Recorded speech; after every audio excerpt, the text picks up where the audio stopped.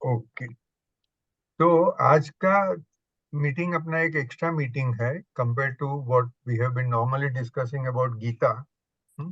और इसमें conversation with God, ये पुस्तक मेरे ख्याल से आप सभी के पास होगा तो सही, प्रिंटेड या तो सॉफ्ट कॉपी।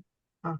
और मुझे तो ये पुस्तक बहुत ही पसंद है। अ, अशोक भाई को वो पुस्तक पसंद नहीं आया। तो आज जो है, मैं पहले खुलासा करता हूँ कि हम लोग ये सत्संग कर रहे हैं, सभी दोस्त हैं। हाँ। मैं सही हूँ और कोई अलग है, जो मेरे से अलग विचार वाला है वो गलत है, ये भाषा तो अपनी है ही नहीं। हम सब अपने अपने, क्योंकि हमने अनेकांतवाद तो बहुत बार डिस्कस कर लिया है, और अपना डिस्कशन में हमेशा फुल फ्रीडम रही है। हर एक व्यक्ति अपना अपना ओपिनियन एक्सप्रेस कर सकते हैं, और जिसको जो मानना है सो माने। ऐसी जरूरी नहीं है कि कोई एक ही चीज माने। तो I am saying Ashok bhai is 100% right. Let me learn from Ashok bhai and try and see what are the hidden issues in conversation with God। अच्छा, अभी एक स्कीम बताता हूँ कि how we will spend the next 1.5 hours। I am just proposing, then we can decide. पहले तो will request Ashok bhai to give his views. Okay. उसके बाद में मैंने अभी तक ये हफ्ते में बहुत सारा ईमेल्स भेजा हुआ है कि अपनी वेदांत की समझ के हिसाब से अद्वैत क्या है। वो एक, वैसे तो मटेरियल सबके पास है, मगर पॉसिबल है कुछ लोग नहीं भी पढ़ सके, तो मैं एक 5 मिनट में बोल दूंगा। अच्छा, जिन्होंने भी प्रेमानंद महाराज जी का जो अद्वैत के ऊपर वीडियो है वो पढ़ लिया, देख लिया है, उनको कुछ सीखने की जरूरत ही नहीं है, मगर ठीक है, एक 5 मिनट का रिव्यू हो जाएगा। फिर 5 मिनट में मैं बताऊंगा कि कन्वर्सेशन विद गॉड का पूरा स्ट्रक्चर क्या है, उनकी फिलोसॉफी क्या है। हाँ। एंड देन अशोक भाई ने जो जो एक्सट्रैक्ट भेजी है उसमें से, वो हर एक के ऊपर मैं डिस्कशन करते जाऊंगा, और बताऊंगा कि मेरी नजर में कैसे these स्टेटमेंट्स एक्चुअली प्रूव अद्वैत। हाँ। तो ये हुआ प्योर अनेकांतवाद, कि एक ही चीज हमारे दोनों के सामने है, मगर वो एक चीज का मैं इंटरप्रिटेशन एक्स करता हूँ, अशोक भाई वाई करते हैं। तो वो डिस्कशन में द तत्व बाहर आ जाएगा। इस तरह से अपन डिस्कस करते हैं। हम्म? तो Ashok bhai, will you express whatever you want to say. Yes sure Ashwin bhai. तो जैसे आपने कहा कि अ, ये मेरा कोई पर्पज ये किसी को सही या गलत ठहराने का है ही नहीं, पहली हम्म। बात। और रिसेंटली बहुत जनों ने उपनिषद गंगा भी देखा है, और उसी उपनिषद गंगा पे भी रिसेंटली मैं अभी आज सुबह को इनफैक्ट स्वामी तेजोमयानंद जी को सुन रहा था कि एक सीरीज थी जब उन्होंने एक एक एपिसोड समझाया था। हाँ। उसमें तीसरा एपिसोड था अष्टवक्र वाला। हम्म। अगर आप सबने मोस्ट ऑफ जनों ने देखा ही है। और उसमें अंत में अष्टवक्र जब वो कंक्लूड होता है तो यही होता है कि जब हम किसी बात पे हम चर्चा करते हैं तो हम्म। किसी को सही या गलत गलत ठहराने के लिए नहीं है।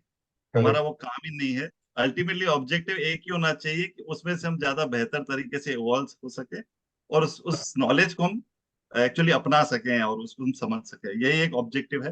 बाकी कोई सही या गलत नहीं है। और जैसे रश्मि भाई आपने कहा कि वो बुक मुझे पसंद नहीं है, मैंने सिर्फ ये कहूंगा मुझे अद्वैत वेदांत बहुत पसंद है। वो बराबर। बुक भी अपनी जगह बिल्कुल सही है। और हम्म। मेरा सिर्फ यही मानना था जब मैंने वो पढ़ना शुरू किया था कि वो बुक प्योरली अद्वैत वेदांत की बात नहीं करती। मेरा कहना इतना था। और हम्म। उसके पीछे मेरे कुछ रीजंस थे, मैंने कुछ उसमें एक्सट्रैक्ट भी शेयर किए थे, फिर मैंने फिर ज्यादा डिटेल में पढ़ा नहीं था। बराबर। तो इस तरीके से मेरा ये मानना था कि वो बुक जो है वो प्योर अद्वैत के बारे में नहीं बात करती। और उसका हम बैकग्राउंड से हम अगर चलें कि ये जो नॉलेज है, जब हम अद्वैत वेदांत की बात करते हैं या फिलोसॉफी में चलने की बात करते हैं तो हम उस राह पे क्यों चलते हैं। और वो रश्मि भाई ने भी बहुत बार रखा ही है कि जो वो इटरनल क्वेश्चंस हैं कि हु एम आई, ये जगत क्या है, ये कैसे बना। जब इस तरीके की जिज्ञासा जागती है तो हम इस बारे में विचार करना शुरू करते हैं, और कोई ना कोई चीज एक हम पकड़ते हैं, वो फिलोसॉफी को पकड़ते हैं और उस पे हम आगे बढ़ने की कोशिश करते हैं और इन प्रश्नों के जवाब ढूंढने की कोशिश करते हैं। और इस फिलॉसफी को अगर देखा जाए, थोड़ा मैं बैकग्राउंड में बता रहा हूँ, मतलब जैसे कि बहुत लोगों को पता होगा, अगर नहीं बता थोड़ा मतलब वो इंफॉर्मेशन के पॉइंट ऑफ व्यू से देखा जाए तो अपने यहाँ टोटल इस फिलॉसफी का जो हम, philosophy is a translated word, is a loosely translated word. इसको कहते हैं दर्शन। अलग अलग दर्शन अवेलेबल है, और उन दर्शनों को दो भागों में विभाजित किया है। It has been divided into two parts. एक को कहते हैं आस्तिक दर्शन, और एक को कहते हैं नास्तिक दर्शन। अब आस्तिक दर्शन ऐसा नहीं है कि वो भगवान में मानने वाला या न मानने वाला, ऐसा नहीं है। उसके दो पोर्शंस में ऐसा। आस्तिक मतलब एक वो है जो वेद को, जो हमारे वेद हैं उनको अथॉरिटी मांगता है। एक वो है जो वेद को अथॉरिटी नहीं मानता। वो ऐसे नहीं कहते कि वेद नहीं है, वो वेद का एग्जिस्टेंस तो मानते हैं, पर दे से कि ये वेद को अथॉरिटी फाइनल नहीं मानते। अब जो वेद को अथॉरिटी नहीं मानते वो भी छह हैं, और जो वेद को फाइनल अथॉरिटी मानते हैं वो भी छह हैं। तो दो दो जो है आस्तिक दर्शन है वो भी छह है, नास्तिक दर्शन भी वो भी छह। अब सबसे पहला जो आता है नास्तिक में, जो वेद को अथॉरिटी नहीं मानता, वो है, वो अब चार्वाक फिलोसॉफी जो हम कहते हैं, वो सबसे पहले आता है। उसको लोकायत भी कहते हैं। अब उसमें उसकी फिलोसॉफी क्या है, हम ज्यादा सब में डिटेल में नहीं जाएंगे, और ना मेरा वो सब्जेक्ट है, ना मैंने कभी उसमें स्टडी भी किया है। कुछ मैं पढ़ता रहता हूँ कि रेफरेंस के पॉइंट ऑफ व्यू से। तो वो ये फिलोसॉफी है कि जो जगत दिख रहा है यही सत्य है, इसके अलावा और कुछ नहीं है। तो खाओ पियो मजा करो, पैसा नहीं हो तो उधार लेके भी मजा करो, क्योंकि मर गए तो उसके बाद किसको चुकाना है, और आपको वापस आना नहीं है। अब इसी छोटी पॉइंट को मैं एक रेफरेंस पॉइंट ऑफ व्यू से, कभी कभी हम कन्वर्सेशन विद गॉड की भी बात करते हैं, तो उसमें एक प्रश्न आता है कि डेथ पे आत्मा खुद डिसाइड करती है आगे क्या करना। मैं ऐसे नहीं कह रहा हूं कि वो फाइनल यही चीज कह रही है, पर उसमें कुछ हद तक सिमिलैरिटी है जो चरवाक फिलोसॉफी से आ रही है कि ऑन द, जब डेथ के, और वहां पे जो एक और भी कहा है कि कोई पाप नहीं होता, कोई जजमेंट डे नहीं होता। वो जजमेंट डे का रेफरेंस उस किताब में, वो बाइबल में से लिया हुआ है कि ऐसा कोई जजमेंट डे नहीं होता। तो जब at the time of death उस किसी को हमको कुछ करना नहीं है, death becomes an equalizer in this Lokayata और चरवाक फिलोसॉफी। फिर उसके बाद चार ऐसी फिलोसॉफीज हैं जो बुद्धिज्म से आती हैं। बुद्धा की फिलोसॉफी है, उनके अलग अलग नाम है, वो नाम में नहीं जा रहे। और जो उनके की बुद्धा ने जो सिखाया, उनके चार अलग अलग लोगों ने चार अलग अलग तरीके से उसको समझा और इंटरप्रेट किया। और उसमें चौथी है जो कॉन्सेप्ट आता है नथिंगनेस का, कि वो जो शून्यता। बुद्धिस्ट कहते हैं, हाँ देयर इज नथिंग, वो there is concept of nothingness, शून्यता। इसी में भी आप कहीं पे भी पढ़ेंगे ना, कन्वर्सेशन ऑफ गॉड, तो एक सब्जेक्ट आएगा, I am going to go further, now this nothing, जहां रश्मिन भाई ने लिखा है निर्गुण ब्रह्म। मैं ये नहीं कह रहा हूं कि ये दोनों सेम है, पर मेरा फिर से मैं वही कहूंगा कि कहीं कहीं चीजें वहां मिक्स हो रही हैं कुछ कन्वर्सेशन ऑफ गॉड में। तो वो नथिंग का कॉन्सेप्ट भी यहाँ आएगा, और बाद में इस नथिंग को वो जो ऑथर हैं उसको नो थिंग में कन्वर्ट कर रहे हैं। इसमें आएगा कि नथिंग बिकम्स नो थिंग। और फिर और एक जैसे ऐसे भी कहा जाता है, हम वेदांत पढ़ते हैं कि something can not come out of nothing. अगर किसी का आधार ब्रह्म है, या किसी को मैं ब्रह्म कहूंगा, अगर वो नथिंग है, तो एक बेसिक प्रिंसिपल है, nothing can come out of nothing only. If something is coming out there can not be nothing. अभी शब्द भेद हो सकते हैं, कुछ भी हो सकता है, पर ये समझने के पॉइंट ऑफ व्यू से एक छोटी ये बात मैं यहाँ पे रख रहा हूँ। और अभी उसके बाद जो लास्ट फिलोसॉफी जो आस्तिक, एक हो गई चरवाक, चार बुद्धिज्म वाली, और एक हुई लास्ट जैन, ये आ गए नास्तिक दर्शन में। इसी तरीके से अभी अपने आस्तिक दर्शन, वो भी छह में डिवाइडेड है। उसको जनरली दो दो पैर में लिखा जाता है, पर छह अलग अलग हैं। और मैं कहूं कि वो बताऊं आपको नाम से, न्याय, वैशेषिक, योग, सांख्य, इन ये चार जो पहले हैं, और लास्ट में दो आते हैं, मीमांसा और वेदांत। इसको पूर्व मीमांसा भी कहते हैं, और उत्तर मीमांसा। उत्तर मीमांसा मतलब वेदांत, और हो गया पूर्व मीमांसा।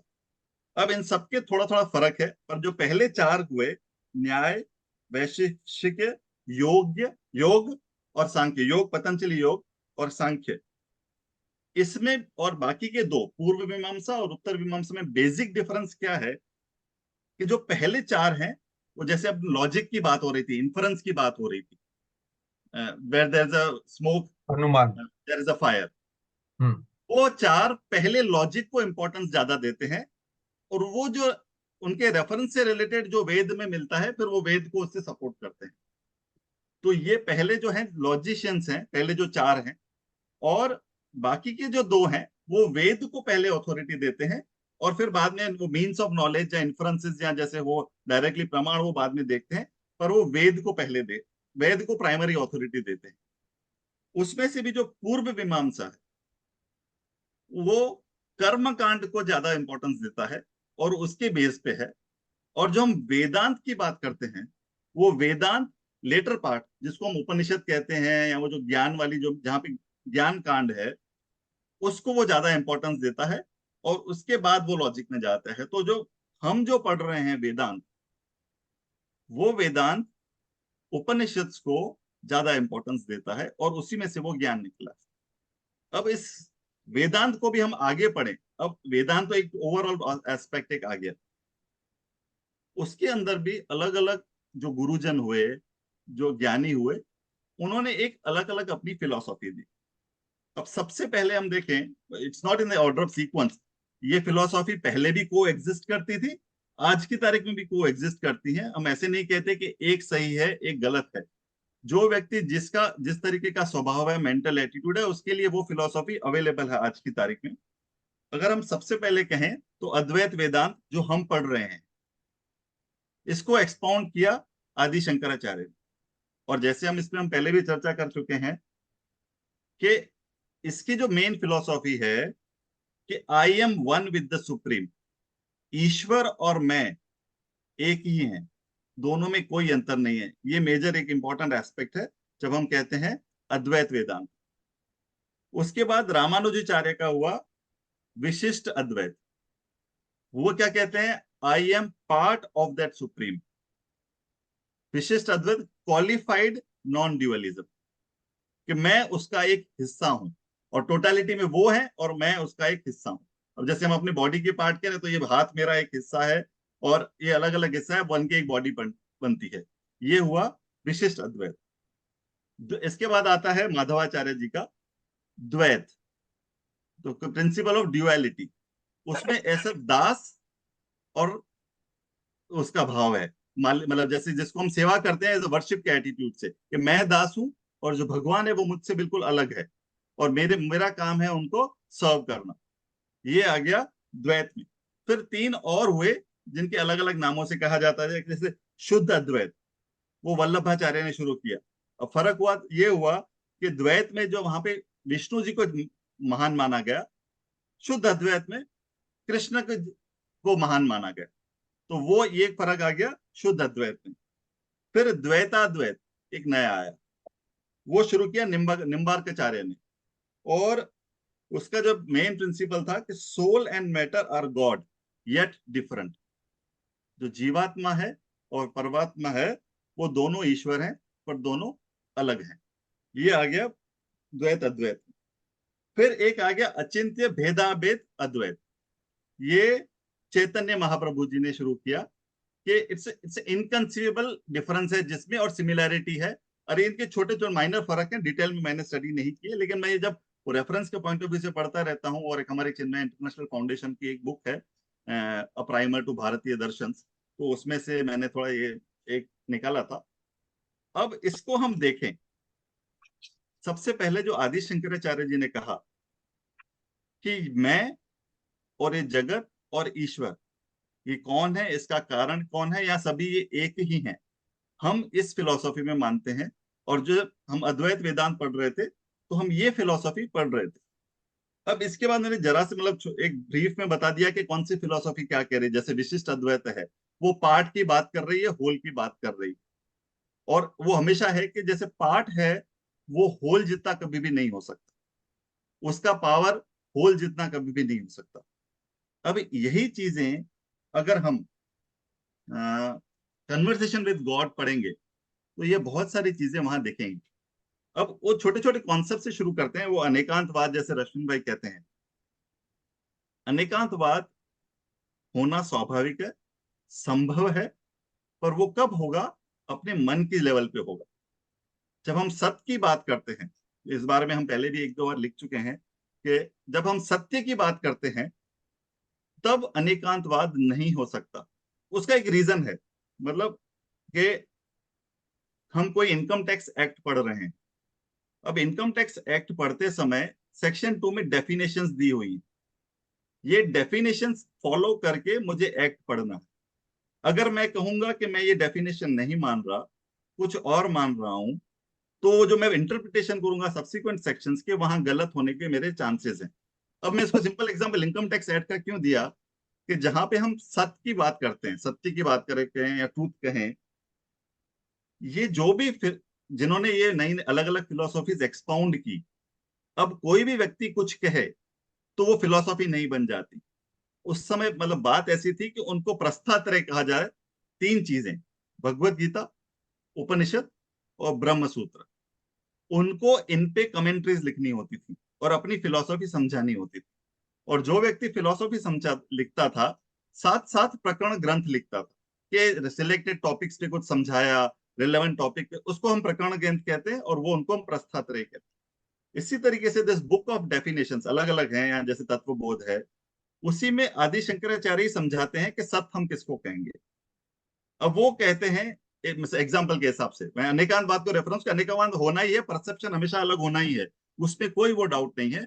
लेकिन जब हम सत्य की बात करेंगे, उस सत्य की बात करेंगे, तो हाँ उस समय पे हमको वो डेफिनेशन फॉलो करनी पड़ेगी, कि जहां पे वो लिखते हैं कि उसमें जो तत्वबोध में लिखा वो टाइम्स के रेफरेंस में लिखा, और जब गुरुजन समझाते हैं, दैट इज देश काल वस्तु अपरिच्छिन्न, anything which is not limited by space, time and object, that is truth। Truth मतलब वो जब ब्राह्मण की बात करते हैं, वो सच्चिदानंद की बात करते हैं। अब हम ऑब्जेक्ट के पॉइंट इसको समझने की कोशिश करें कि not limited by object. Take for example this is the calculator, and take for example this a mobile phone. So mobile phone is not the calculator, calculator is not the mobile phone, both are different, so this mobile phone is limited, so this is not the truth। इसी तरीके से जो आज है और कल नहीं होगा, या इसी तरीके से जो कल नहीं, कल था आज नहीं है, वो सत्य नहीं, वो सत्य की परिभाषा में नहीं आता, नॉट लिमिटेड बाय टाइम। और इसी तरीके से नॉट लिमिटेड बाय स्पेस, आज यहां पर है जो दूसरी जगह नहीं है, या सर्वव्यापी नहीं है, उसको देखा जाए, वो भी उस ट्रुथ के डेफिनेशन में नहीं आएगा। तो जो इस डेफिनेशन में फॉल होता है वही सत्य है, उसके अलावा बाकी जब वो दूसरे समझाते हैं वो मिथ्या में आते हैं। तो जब हम, ये काफी बार हुआ है कि जब परसेप्शन होगा कि टाइम की गिनती करते हैं या कुछ, वहां परसेप्शन अलग होना सही, बिल्कुल स्वाभाविक है। व्यवहारिक चीजों में परसेप्शन अलग होना बिल्कुल स्वाभाविक है। और यहाँ पर लेकिन हम सत्य की बात करेंगे और इस फिलोसॉफी की बात करेंगे, तब तब अनेकांतवाद की कोई संभावना नहीं है। तो क्योंकि वो एक डिफाइंड ऑब्जेक्ट, डिफाइंड चीज है, हमको उस तरीके से पढ़ना चाहिए, ये ऐसा मेरा मानना है। और अब कुछ चीजें जो मैंने लिख के भेजी थी रश्मिन भाई, मैं लास्ट 10-15 मिनट सिर्फ इसमें एक बोल दूं मैं जरा से, प्लीज के गो प्लीज। हाँ, कि कुछ जो मैंने पॉइंट्स लिखे थे तो रश्मिन भाई ने भेजे, और मैंने उसी में जस्ट मार्किंग की थी। एक मैंने जैसे कह दिया कि वो नथिंग का कॉन्सेप्ट था, कि something is coming from nothing. Advaita में ऐसा कहता है ये संभव ही नहीं है। If something is coming out, it has to come out from something, so there is that substratum, the supreme self, the Brahman, उसी में से ही कुछ आ सकता है। लेकिन मैं अगर कहूँ नथिंग में से कुछ पूरा आया, तो वो एक संभव नहीं है। और बहुत बार जब यहाँ हम कन्वर्सेशन देखते हैं कि जैसे ये ईश्वर ने, रश्मिन भाई समझा रहे हैं कि गॉड हु हैज नॉलेज। अब हम जब हम उस सुप्रीम अवस्था की बात करते हैं, उस जब हम उस ज्ञानी की बात करते हैं, वहां पे हमारी अवस्था क्या होती है, जब उस लेवल हमारा रियलाइजेशन एक ही होता है कि जगत एक ही है, इस इसके अलावा और कुछ नहीं। और यहाँ पे जो गॉड ऑल परवेडिंग है, जो सर्वव्यापी है, सर्वज्ञानी है, सबसे पहले स्टेटमेंट करते हैं, now in creating that which is here and that which is there, कि जो मैंने यहाँ क्रिएट किया और वहां क्रिएट किया, और वो हर बार कहते हैं यू आर माई पार्ट।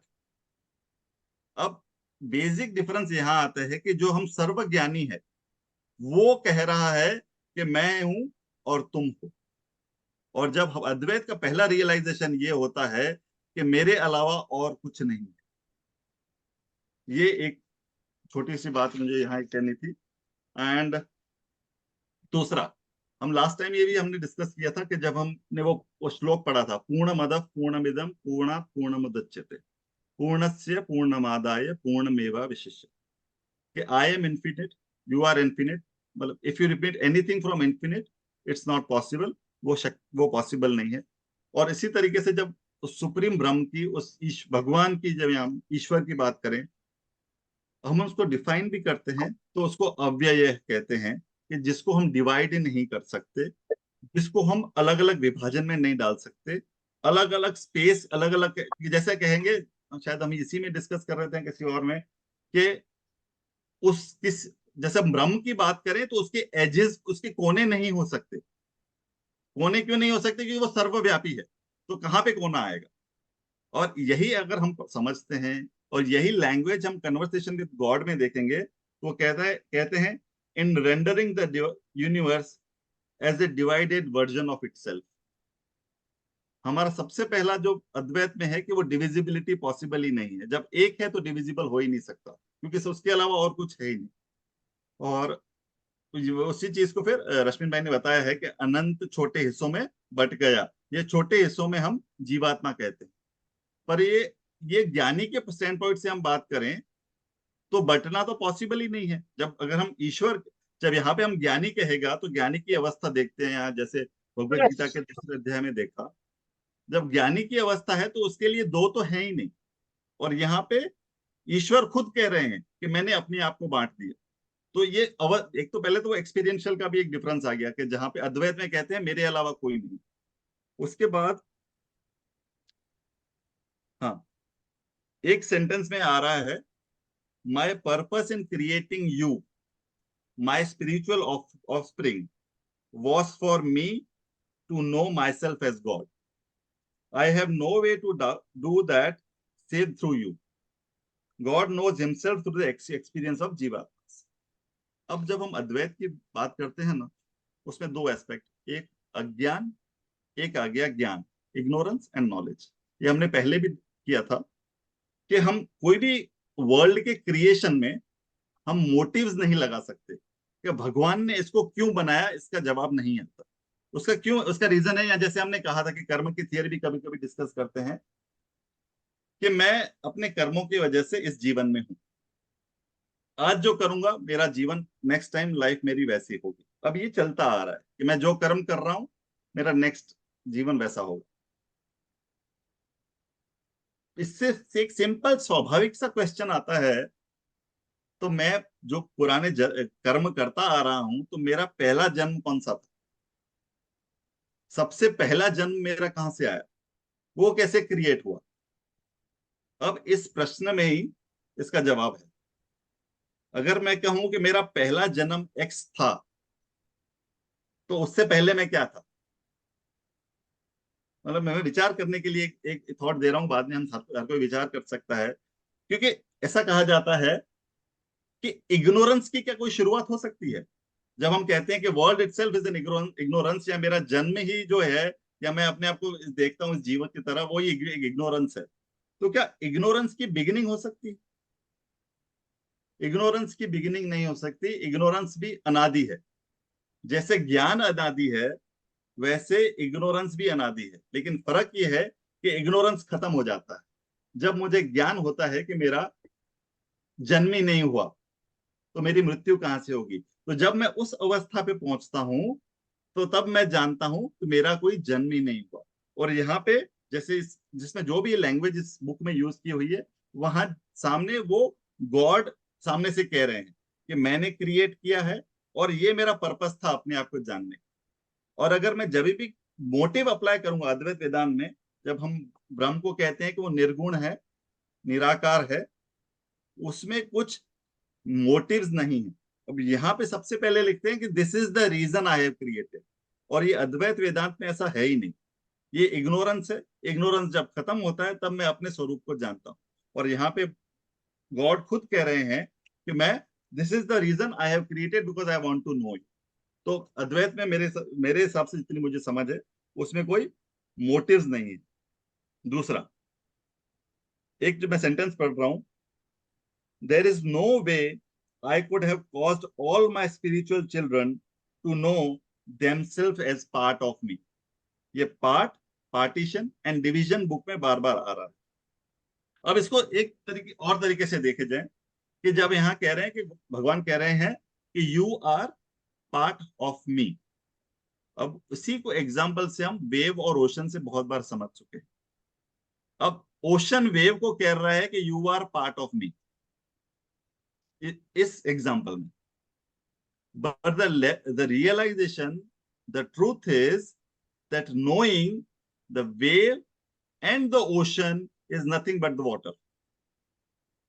ये अद्वैत कहता है, ये एग्जाम्पल से ही है, पर कहने का मतलब मैं जब भी पार्ट की बात करूंगा तो वो भिन्न होगा, वो लिमिटेड होगा। तो यहाँ पे भगवान स्वयं कह रहे हैं you are part of me. और जब रियलाइजेशन की, जैसे मैंने कहा, जब अद्वैत में वो रियलाइजेशन की ज्ञानी बात करते हैं, वो दो को नहीं देखते, पार्ट और डिविजन देखते ही नहीं है, वो एक की ही बात करते हैं। फिर एक और सेंटेंस फिर से आता है, वो फिर भी उस मोटिव पे आता है, it is in fact the reason I created the physical cosmos to begin with. और अद्वैत में क्रिएशन का रीजंस नहीं है, अलग अलग उपनिषद अलग अलग तरीके से उसका क्रिएशन बताते हैं।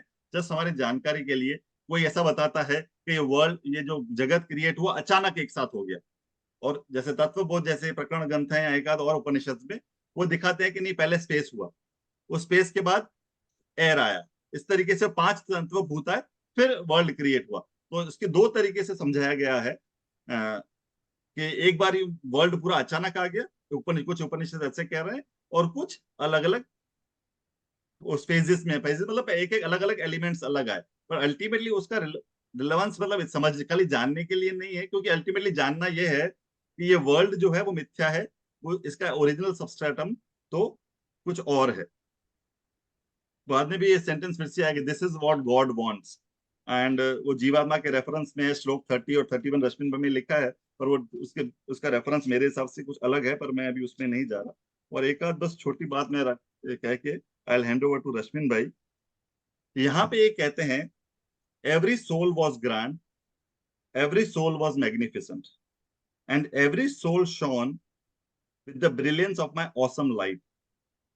फिर बाद में रश्मिन भाई ने ब्रैकेट में लिखा है, when आगे चलो इसमें पढ़ लेता हूँ, my awesome light, and so the little soul in question was a candle in the sun।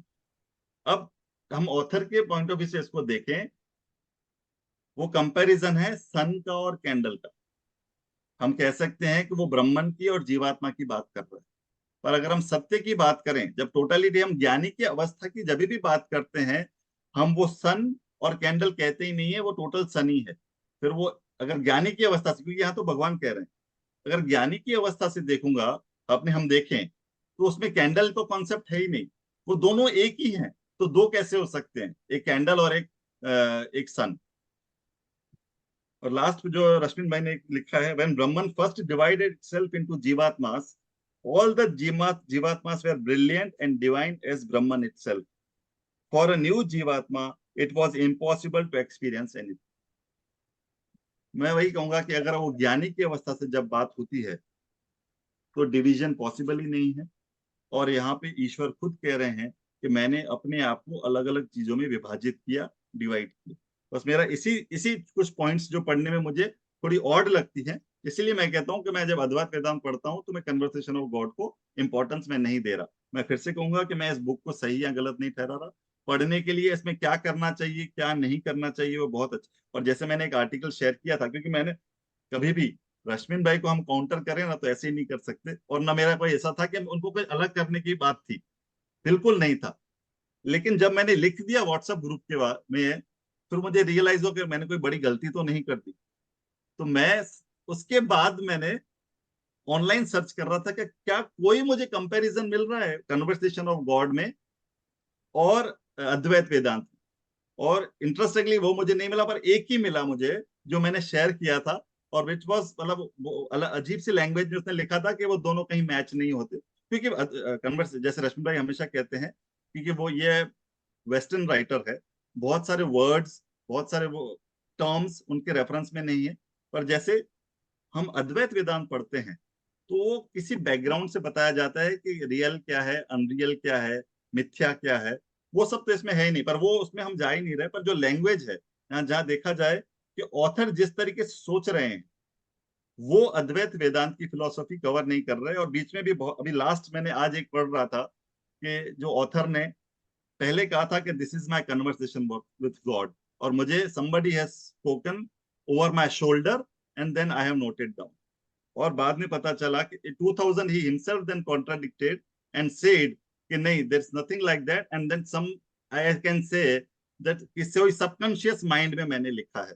सो ये मैंने आज पढ़ा, मैं क्योंकि इसकी डिटेल में कभी गया नहीं था, तो ये मेरा आज मैंने सिर्फ पढ़ा। तो फिर भी मैं इसको कोई सही या गलत नहीं कहूंगा। और ये जस्ट एक इंपॉर्टेंट एस्पेक्ट कि वेदांत फिलोसॉफी या कोई भी पढ़ता है या कोई भी नॉलेज लेता है, एक ही चीज है कि observation, this knowledge is for me. ये हर किसी को लागू पड़ता है। और इस नॉलेज से मुझे लगता है कि मेरा फायदा हो रहा है, या जिसमें मुझे समझ में आ रहा है, या जिसमें मैं ग्रो कर रहा हूं, इस नॉलेज मुझे आगे ले जा रही है अपने जो मेरा इस जीवन का लक्ष्य है। जो जो हमने दर्शन की बात की, हर दर्शन मोक्ष की बात करता है। ये अलग बात है कि उस मोक्ष में सबकी परिभाषा अलग अलग है, पर अल्टीमेटली जो देखा जाता है, हमारा लक्ष्य एक ही है कि दुख निवृत्ति और सुख प्राप्ति, elimination of sorrows and gaining that permanent eternal happiness. तो हर दर्शन की यही बात है। इसी तरीके से हर व्यक्ति यही चाहता है। और जब हर व्यक्ति यही चाहता है, तो वो ये नॉलेज भी, मतलब जहाँ शास्त्रों में दिया गया है, उसको पर्सनल है, इसको खुद इंटरनलाइज करना है। मैं इस बुक को नहीं मान रहा तो ऐसा नहीं है कि ये बुक गलत है या इस बुक में नहीं लिखा। मेरा ये मानना था कि ये बुक में अद्वैत वेदांत नहीं है, जो मैंने आपके साथ साझा किया। बस मैं इतना ही कहूँगा। रश्मिंदर। Thank you, Ashok Bhai. Thank you for listing out those six Astik Darshan and six Nastik Darshan also. And you have also gone into full details. Now, as I said in the beginning, मेरा objective ये है कि पहले वेदांत क्या है वो कहूँ, उसके बाद में कन्वर्सेशन विद गॉड या CWG में क्या कहा है, और वेदांत और CWG में कुछ फर्क हो रहा है, वो क्यों हो रहा है। मैं अशोक भाई को काउंटर करने का बिल्कुल भी प्रयत्न नहीं करूंगा। अशोक भाई ने जो कहा अपनी जगह पे सही है। मैं कन्वर्सेशन विद गॉड और अद्वैत, ये दो चीज पर ही फोकस करता हूँ। और अभी जो मैं कहूंगा, मैंने सब नोट्स भेज दी हैं पहले ही, ये पिछले एक हफ्ते में। उसी को एक एक नोट जो शायद मैंने लिखी होगी 3-4 घंटे में, वो मैं अभी 3-3 4-4 मिनट में पूरी करूंगा। And then will open up for discussion if time permits. पहले तो मैं अद्वैत वेदांत की बात करता हूँ। जैसे कि अनेकांतवाद हम सब समझे हुए हैं, तो अद्वैत के भी अनेकों अनेक मतलब हुए हैं। अलग अलग साधु अलग अलग मतलब निकालते हैं। और किसको मानना किसको न मानना, वो एक बहुत बड़ा सवाल हो जाता है। तो मैं कहता हूँ कि हम उपनिषद को, मतलब वेदांत को अथॉरिटी मान के आगे चलते हैं। क्योंकि हिंदू धर्म में वेदांत जो इन्होंने अशोक भाई ने बताया कि आस्तिक जो ग्रुप है 6 दर्शन का, उसमें जो हिंदू धर्म वेद वेदांत को अल्टीमेट अथॉरिटी मानता है। और मैं वेद को छोड़ देता हूँ, वेद को नहीं मानता हूँ, मगर वेदांत को अल्टीमेट अथॉरिटी मान के उसके हिसाब से आगे चलते हैं। अभी ब्रह्मन, अद्वैत वेदांत का प्रिंसिपल है कि एक ही ब्रह्मन है। वो ब्रह्मन भी एक नाम दिया गया है, मगर ब्रह्मन का कोई नाम नहीं हो सकता है। संसार में सभी चीज, उसके नाम भी है, रूप भी है, व्यवहार भी है। जैसे एक इंसान का व्यवहार एक होता है, एक काऊ है, गाय है, तो उसका व्यवहार कंप्लीटली अलग होता है। अभी इंसान इंसान में भी व्यवहार अलग अलग होते हैं। तो इस तरह से नाम रूप और व्यवहार से हर एक व्यक्ति को अलग अलग हम कर सकते हैं। ब्रह्मन, समझो हमने ये दो पार्ट में डिवाइड कर दिया, एक साइड पर ब्रह्मन है, दूसरी साइड पर संसार है। तो ब्रह्मन का कोई नाम नहीं है। ब्रह्मन शब्द एक विशेषण है। विशेषण का मतलब ये है कि वो बहुत ही बड़ा है। अभी बहुत शब्द भी पूरा नहीं पड़ता है अपने को, इतना विशाल है कि उसमें सब कुछ समा जाता है, और फिर भी वो बढ़ते ही जा रहा है और भी बड़ा हो रहा है और अनंत है। अभी ये शब्द अपने को अपनी मैथमेटिकल लैंग्वेज से देखेंगे तो कॉन्ट्राडिक्टरी लगता है। अगर अनंत है तो फिर इससे बड़ा कैसे हो सकता है? मगर ये कहा है साधुओं ने, बड़े बड़े ऋषि मुनियों ने कहा है। अपन तो यहाँ इतना समझते हैं कि ब्राह्मण को कोई फॉर्म नहीं। हमने राम भगवान तो उनका रूप क्या था वो रामायण में लिखा है, कृष्ण भगवान का रूप क्या है तो गीता में, महाभारत में और बहुत सारे पुस्तकों में लिखा हुआ है। हाँ, ये कोई भी तरह का फॉर्म ब्राह्मण को नहीं लग सकता है। और ब्राह्मण फक्त चैतन्य है। अंग्रेजी में कहो तो एनर्जी है, मगर अंग्रेजी एनर्जी शब्द बहुत छोटा पड़ता है, क्योंकि चैतन्य खुद तो एनर्जी है, सभी को वो एनर्जी देता है, और चैतन्य में पूरी नॉलेज भी है। बाकी हम समझो इलेक्ट्रिकल एनर्जी, हीट एनर्जी, वो कुछ भी बात करें तो उसमें इंटेलिजेंस होने का हम सोच भी नहीं सकते। वो नॉन इंटेलिजेंट एक सब्जेक्ट है, जबकि ब्रह्मन फक्त चैतन्य है। चैतन्य शब्द बराबर है। ओके। तो ये ब्रह्मन खुद व्यक्त होता है। वो व्यक्त होने के लिए पहले ब्रह्मन को दो एस्पेक्ट बताते हैं, दो डिवीजन नहीं है, एक्चुअली दो एस्पेक्ट है। एक निर्गुण ब्रह्मन है, दूसरा सगुण ब्रह्मन।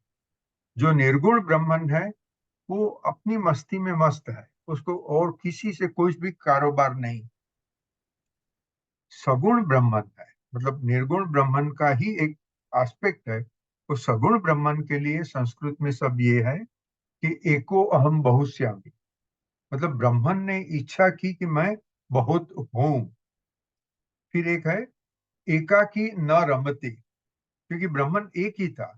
अगर कोई एक ही है तो उसका कोई मतलब नहीं होता है, वो कुछ कर नहीं सकता है, वो न एंजॉय कर सकता है, ना कुछ भी कर सकता है। ये एक मान्यता है, एकाकी न रमते। रमते मतलब वो आनंद नहीं कर सकता है। ये शब्द और ये एकाकी न रमते वाक्य CWG में बहुत डिटेल में समझाया हुआ है। मैं उसके बारे में बाद में बात करूँ।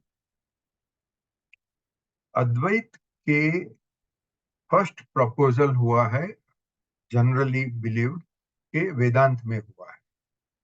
वेदांत मतलब कि बहुत सारे उपनिषद में अद्वैत समझा कहा गया है, और वो सभी उपनिषदों को इकट्ठा करके चार भाग में डिवाइड किया, कंपाइलेशन किया, फिर उसका डिवीजन किया।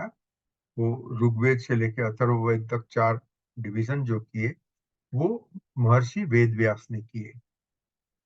महर्षि वेदव्यास ने जो महाभारत लिखा है वो मैं कम से कम 10 बार पढ़ा है, और मैं उनके ऊपर आफरीन हूँ। मैं सोचता हूँ ये इंसान का नॉलेज कितना होगा, और कितना सुंदर उन्होंने साहित्य भी लिखा है और फिलोसॉफी भी लिखी है, और ये वार्ता भी है उसमें, और एक ही नहीं अनेक वार्ताओं है।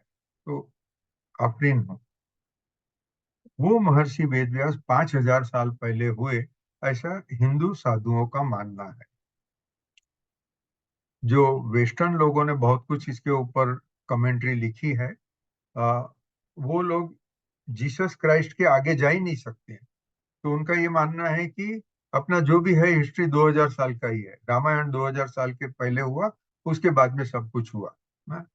अभी I will take our Hindu sages as the authority and not the western commentators. So I believe Mahabharata 5,000 साल पहले लिखा गया। उसके वेद व्यास के जन्म के पहले उपनिषद लिखे गए थे। तो कोई उपनिषद 6,000 साल पहले हो सकता है, कोई उपनिषद 5,000 साल पहले का होता है। वो सबको वेद व्यास जी ने कंपाइल किए। और अ, अष्टावक्र गीता जो महाभारत का भाग है, उसमें अद्वैत को एकदम स्ट्रेट, स्पष्ट कहा गया है। और क्योंकि उन्होंने स्पष्ट कहा है, और न कोई वार्ता है, न कोई दृष्टांत है, न कोई कंपैरिजन है, न कोई मेटाफोर है, तो वो अष्टावक्र गीता बहुत कम लोग समझते हैं। ज्यादातर हजारों लोगों ने नहीं, शायद गीता तो करोड़ों लोगों ने पढ़ी होगी, कृष्ण गीता, मगर अष्टावक्र गीता बहुत कम लोगों ने पढ़ी होगी। उसमें से भी बहुत कम लोग समझे होंगे।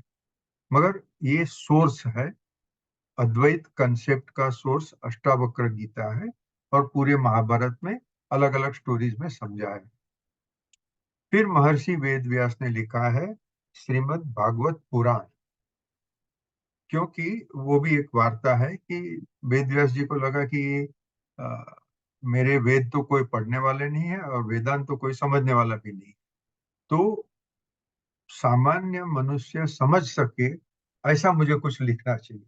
इसके लिए उन्होंने 18 पुराण लिखे। उसमें सबसे बड़ा सबसे महत्व का पुराण है श्रीमद् भागवत पुराण। तो भागवत पुराण में कृष्ण भगवान को मेन कैरेक्टर लेके बहुत सारी वार्ताएं दी है। वार्ता दो तो कोई भी इंसान को रस होता है। और समझो कि भारत में आसाम से कश्मीर से केरला तक हजारों साल पहले ये महाभारत रामायण फैले हुए थे, वेद वेदांत फैले हुए थे। कैसे फैले थे? आज हमारे पास मास कम्युनिकेशन के इंस्ट्रूमेंट्स है। वो समय तो प्रिंटेड पेपर भी नहीं था, प्रिंटिंग मशीन भी नहीं था, खाली मुंह जबानी से बातें होती थी। तो कैसे होती थी?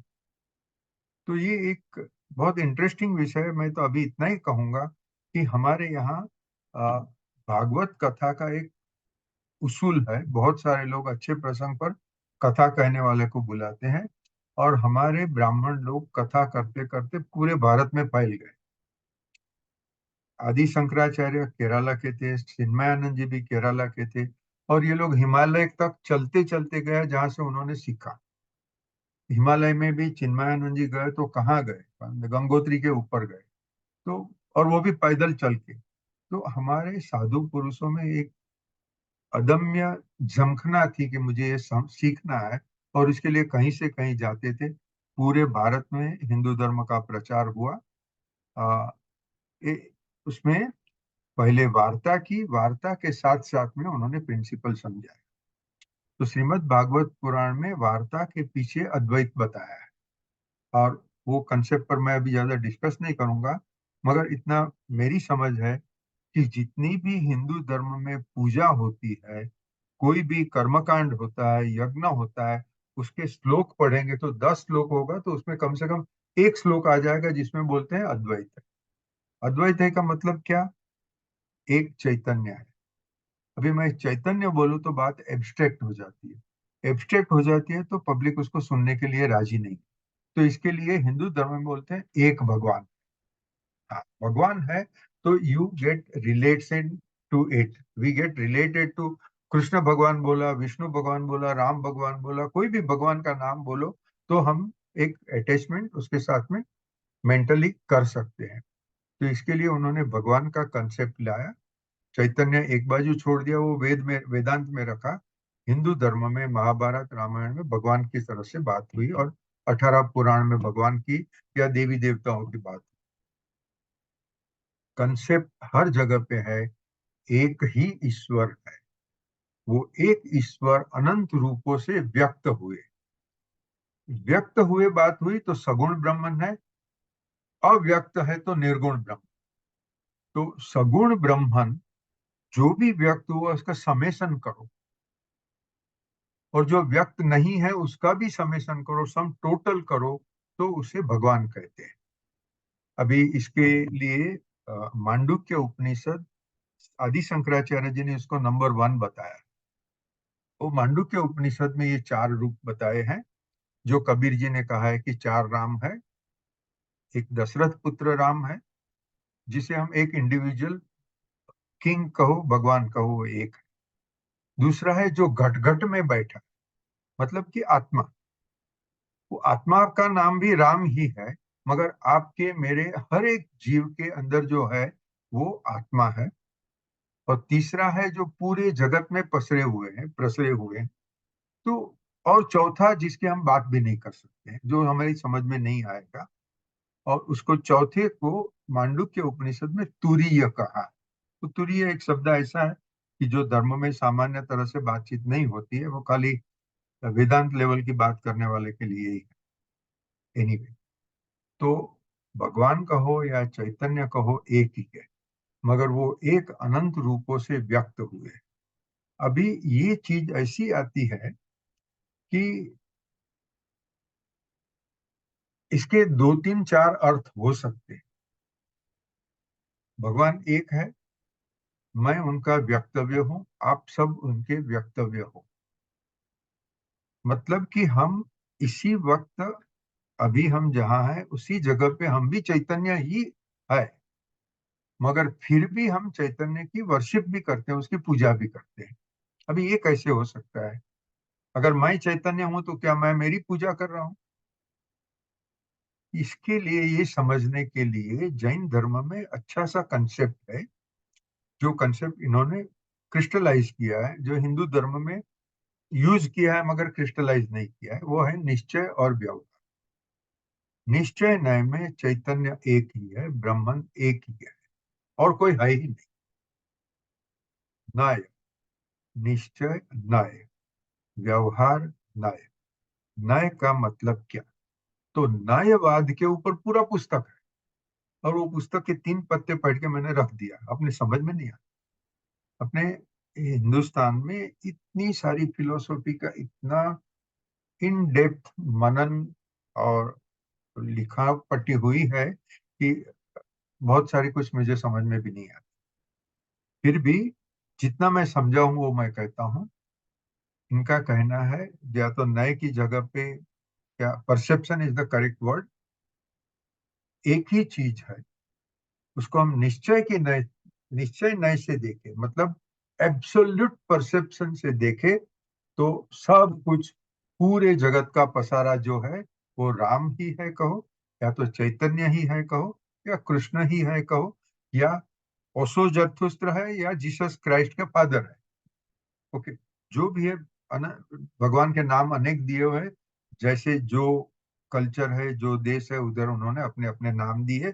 सब नाम एक ही भगवान को रिफर करते हैं, और उसका कॉमन नेम ब्रह्मन कहो या चैतन्य कहो, ये सबसे अच्छा है।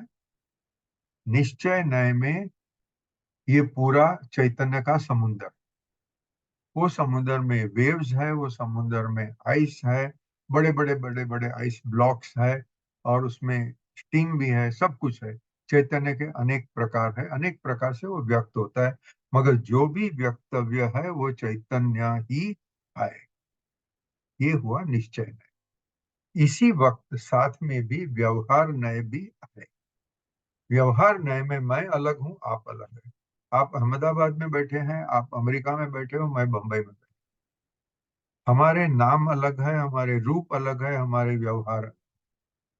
और मैं ऐसे कहूं कि मैं भगवान हूं, ऐसा करके रोड के ऊपर चलूंगा तो ट्रक आके मुझे उड़ा देगा। मुझे प्रैक्टिकल रहने का है, क्योंकि प्रैक्टिकल शब्द और उसका मतलब ही है व्यवहार।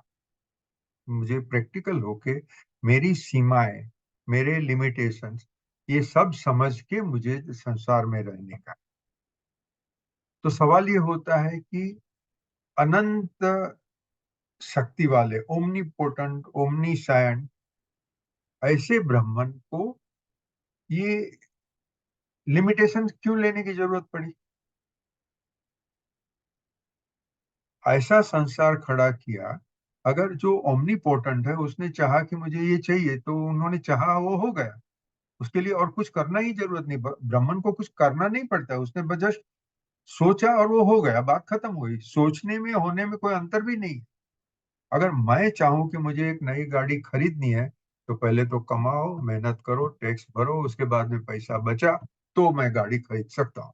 तो उसमें 2 साल भी लग सकते हैं, कुछ भी समय लग सकता है। घर खरीदने का सोचा तो मेरी आधी जिंदगी तो घर खरीदने के लिए पैसे में चली गई। अहमदाबाद में लोग लकी है, उनको इतना पैसा नहीं लगता है, मगर बंबई में तो जो भी रहते हैं उसकी पूरी जिंदगी की कमाई घर में चली जाती है। ये व्यवहारु लिमिटेशंस क्यों किया भगवान ने? इसके लिए कन्वर्सेशन विद गॉड में बहुत अच्छी तरह से समझा। अगर उसे रस लेके आप समझने का प्रयत्न करो, तो हिंदू, बौद्ध और जैन तीनों धर्म की समझ आ जाए।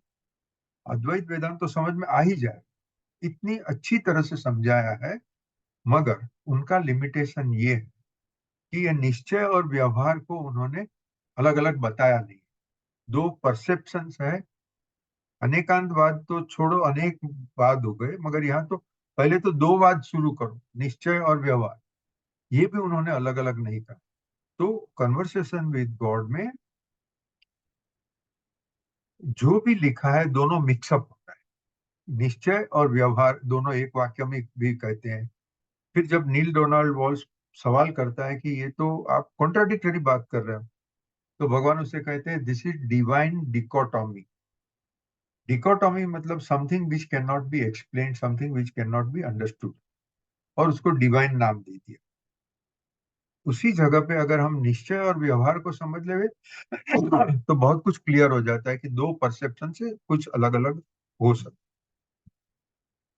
सो मैंने, मेरी जो समझ है अद्वैत की वो मैंने आपको कही। अद्वैत के एक जगह पे मैंने पढ़ा है कि the first person who talked about Advaita was Yajnavalkya ऋषि। याज्ञवल्क्य ऋषि की दो पत्नियां थी, मैत्रेयी और कात्यायनी। वो मैत्रेयी को जो समझा रहे थे तभी उन्होंने अद्वैत कहा। कुछ लोग कहते हैं कि उपनिषद है that is the first source of Advaita. In any case Maharishi Veda व्यास 5,000 साल पहले हुए, उन्होंने अद्वैत चार वेद में, श्रीमद् भागवत में, बाकी 17 पुराण में और अ, महाभारत में सब जगह पे अद्वैत समझाया। मगर करीब करीब हर एक धर्म का होता है ऐसे। हमारा एक सुवर्ण काल था जब हमारी फिलोसॉफी फैली हुई थी, और फैली इस तरह से कि लोग भी समझते थे, और लोगों के घर में काम करने वाले भी अद्वैत को समझते थे। वो एक जमाना था। फिर वो अद्वैत प्रिंसिपल डूब गया, और दूसरे सारे कर्मकांड, योग, यज्ञ, याग सब वो चलते रहा। महाभारत रामायण क्योंकि उसमें बहुत सारी वार्ताएं हैं तो वो पॉपुलर रहा। अद्वैत जिसमें वेदांत में कोई वार्ता नहीं है, मोर और लेस दो चार स्टोरीज है, बाकी तो सीधे सीधी बात करते हैं जो एब्स्ट्रैक्ट है, तो वो भूल गए लोग। और जो भी पुराण है, जैसे हमने एक ये देखा था बर्बरिक, हाँ, वो पुराण की एक वार्ता है। तो वो वार्ता इस तरह से लिखी गई है कि हम समझ लेवे कि ये वार्ता तो नामुमकिन है, ऐसा कुछ हुआ ही नहीं था। उसके पीछे जो अद्वैत का मैसेज है वो समझना है। हाँ, मगर लोगों ने अद्वैत को छोड़ दिया, बर्बरिक का मंदिर हो गया और वहां पूजाएं होती। तो सामान्य लोग कंसेप्ट को छोड़ के वार्ता को पकड़ते हैं, ये स्वाभाविक है। तो हिंदू धर्म का पतन हो गया, बहुत सारा पतन हो गया। हिंदू धर्म मतलब वेदांत को समझने वाले कम रहे। तो आज से करीब 1400 साल पहले आदि शंकराचार्य का समय था। उन्होंने फिर से वेदांत को ऊपर लाए, अद्वैत फिर से समझाया, और उनका मोस्ट फेमस स्टेटमेंट ये है अहम ब्रह्मास्मि। वैसे तो चार महावाक्य है, और दूसरे भी 6-7 स्टेटमेंट्स ऐसे हैं कि जो बहुत ही इंपॉर्टेंट। मगर मैंने वो 5 महावाक्य, मेरी तरफ से जो 5 लगता है वो मैंने लिखा हुआ है आगे के डिटेल्स में। एनीवे, अद्वैत वेदांत में फिर से कहता हूँ उसका प्रिंसिपल सिंपल है। एक ही चैतन्य है, वो एक चैतन्य अनंत रूपों से व्यक्त हुआ है। अच्छा, व्यक्त होते समय क्या होता है? अगर एक चैतन्य रश्मिन संघवी के रूप में व्यक्त हुआ, उसके लिए हमने आगे डिस्कशन किया है कि जैसे अनंत समंदर है, उसमें एक बूंद पानी की अलग हुई, और वो अलग होते हुए उसने अपना सरफेस टेंशन से अपने आप को बाकी के पानी से अलग कर दिया। वो सरफेस टेंशन उसका अहंकार है, वो मेरा अहंकार है। मैं हूं, मैं दूसरे व्यक्तव्यों से अलग हूं, ये हुआ मेरा अहंकार। अहंकार हुई, उसके बाद में कामनाएं आई, और कामना से बाकी संसार पूरा चलते रहता है। Kamana is the fuel to run the sansar. ठीक है। मगर वो कामना हुई तभी तक, कामना होने से पहले की जब तक बात करें तो मैं चैतन्य ही हूं, मैं पूरा का पूरा चैतन्य हूं। ठीक है। अगर सभी आत्माएं, मानो अनंत आत्माएं, हम तो 8 अरब इंसान की बात करते हैं, मगर खाली पृथ्वी के ऊपर कितने आत्माएं कोई गिनती नहीं कर सकता है, और कितने ब्रह्मांड है वो भी कोई गिनती नहीं कर सकता है। तो ये अनंत व्यक्तव्य जो भी है, वो सब के सब अगर एक सरीखे रहवे तो वो करेंगे क्या? चैतन्य में जो फुल पोटेंशियल है, वो फुल पोटेंशियल अलग रश्मिन संघवी में भी है, अशोक कटारिया में भी है, दिनकर जोशी में भी है। तो वो करेंगे क्या? इसके लिए सीडब्ल्यूजी में बताते हैं, मानो कि पूरी पृथ्वी पर, और पृथ्वी अपने लिए बोलते हैं, पूरे ब्रह्मांड की कहाँ बात करते जा रहे, हमारी समझ में आवे इसके लिए बोलते हैं, पूरी पृथ्वी पर मानो कि फक्त सफेद रंग, हर एक चीज, मेरे बाल भी सफेद है, मेरा शरीर भी सफेद है, ये जमीन भी सफेद है, कपड़ा भी सफेद है, झाड़ पान सफेद है, कोई भी सफेद के सिवा कुछ है ही नहीं। अगर एक के सिवा दूसरा नहीं है तो लोग कहेंगे वो एक भी नहीं, एक भी नहीं है, यहाँ शून्यता आ गई। बुद्ध भगवान ने शून्यता पकड़ ली, जबकि वेदांत स्पष्ट तरह से कहता है कि चैतन्य है, वो निर्गुण है। चैतन्य को हमारी पांच इंद्रियां और मन छह को साथ में लेके हम समझ नहीं सकते। उसको हृदय अनुभव कर सकता है, मगर हृदय उसका एनालिसिस नहीं कर सकता है, अनुभव कर सकता है। हाँ, जो बड़े सिद्ध महात्मा हो गए, रामकृष्ण परमहंस हुए, तपोवन महाराज, चिन्मयानंद जी, राम रमन महर्षि, बहुत सारे, अ, विवेकानंद जी, बहुत सारे साधु, अपना भारत देश नसीबदार है, हमें बहुत साधु मिले हैं। उन्होंने ब्रह्मन का अनुभव किया, उसके बाद में उन्होंने कहा है कि मैं आपको नहीं समझा सकता, आपको समझना है तो आपको खुद को ही अनुभव करना है। तो वो बात हम छोड़ देते हैं। चैतन्य का अनुभव हम सामान्य लोग नहीं कर सकते हैं, तो हमारे लिए चैतन्य है ही नहीं। हाँ? ये आप समझो कैसे अनेकांतवाद डेवलप होता है। जिन्होंने वेदांत को माना, जिन्होंने निर्गुण ब्रह्मन और सगुण ब्रह्मन दोनों को माना, उनके लिए ब्रह्मन हमेशा है, चैतन्य है। वो ब्रह्मन में से ही संसार उत्पन्न हुआ, ब्रह्मन की शक्ति से संसार चल रहा है। संसार भी अनादि अनंत है, संसार चलते रहेगा, मगर उसमें इंडिविजुअल लोग अपना व्यक्तव्य छोड़ के फिर ब्रह्मन में मिल जाएंगे। ओके, तो उसको हम मृत्यु कहते हैं, जो भी कहना चाहे कहेंगे, मगर हमारी समझ में वेदांत की मदद से ये समझ में आता है कि चैतन्य है। बुद्धिस्ट धर्म और जैन धर्म ने वो चैतन्य को अलग से माना हुआ नहीं है। तो बुद्धिस्ट धर्म ने शून्यता का कंसेप्ट पकड़ लिया, जैन धर्म में कहा कि, मेरा नॉलेज बहुत कम है, जयंत भाई यहाँ है, दूसरे लोगों को भी पता होगा, मगर जैन धर्म के हिसाब से हर एक आत्मा अलग है, दूसरे आत्माओं से अलग है, और हर एक आत्मा अपनी तरह से अपने कर्म के हिसाब से उसका इवोल्यूशन होगा।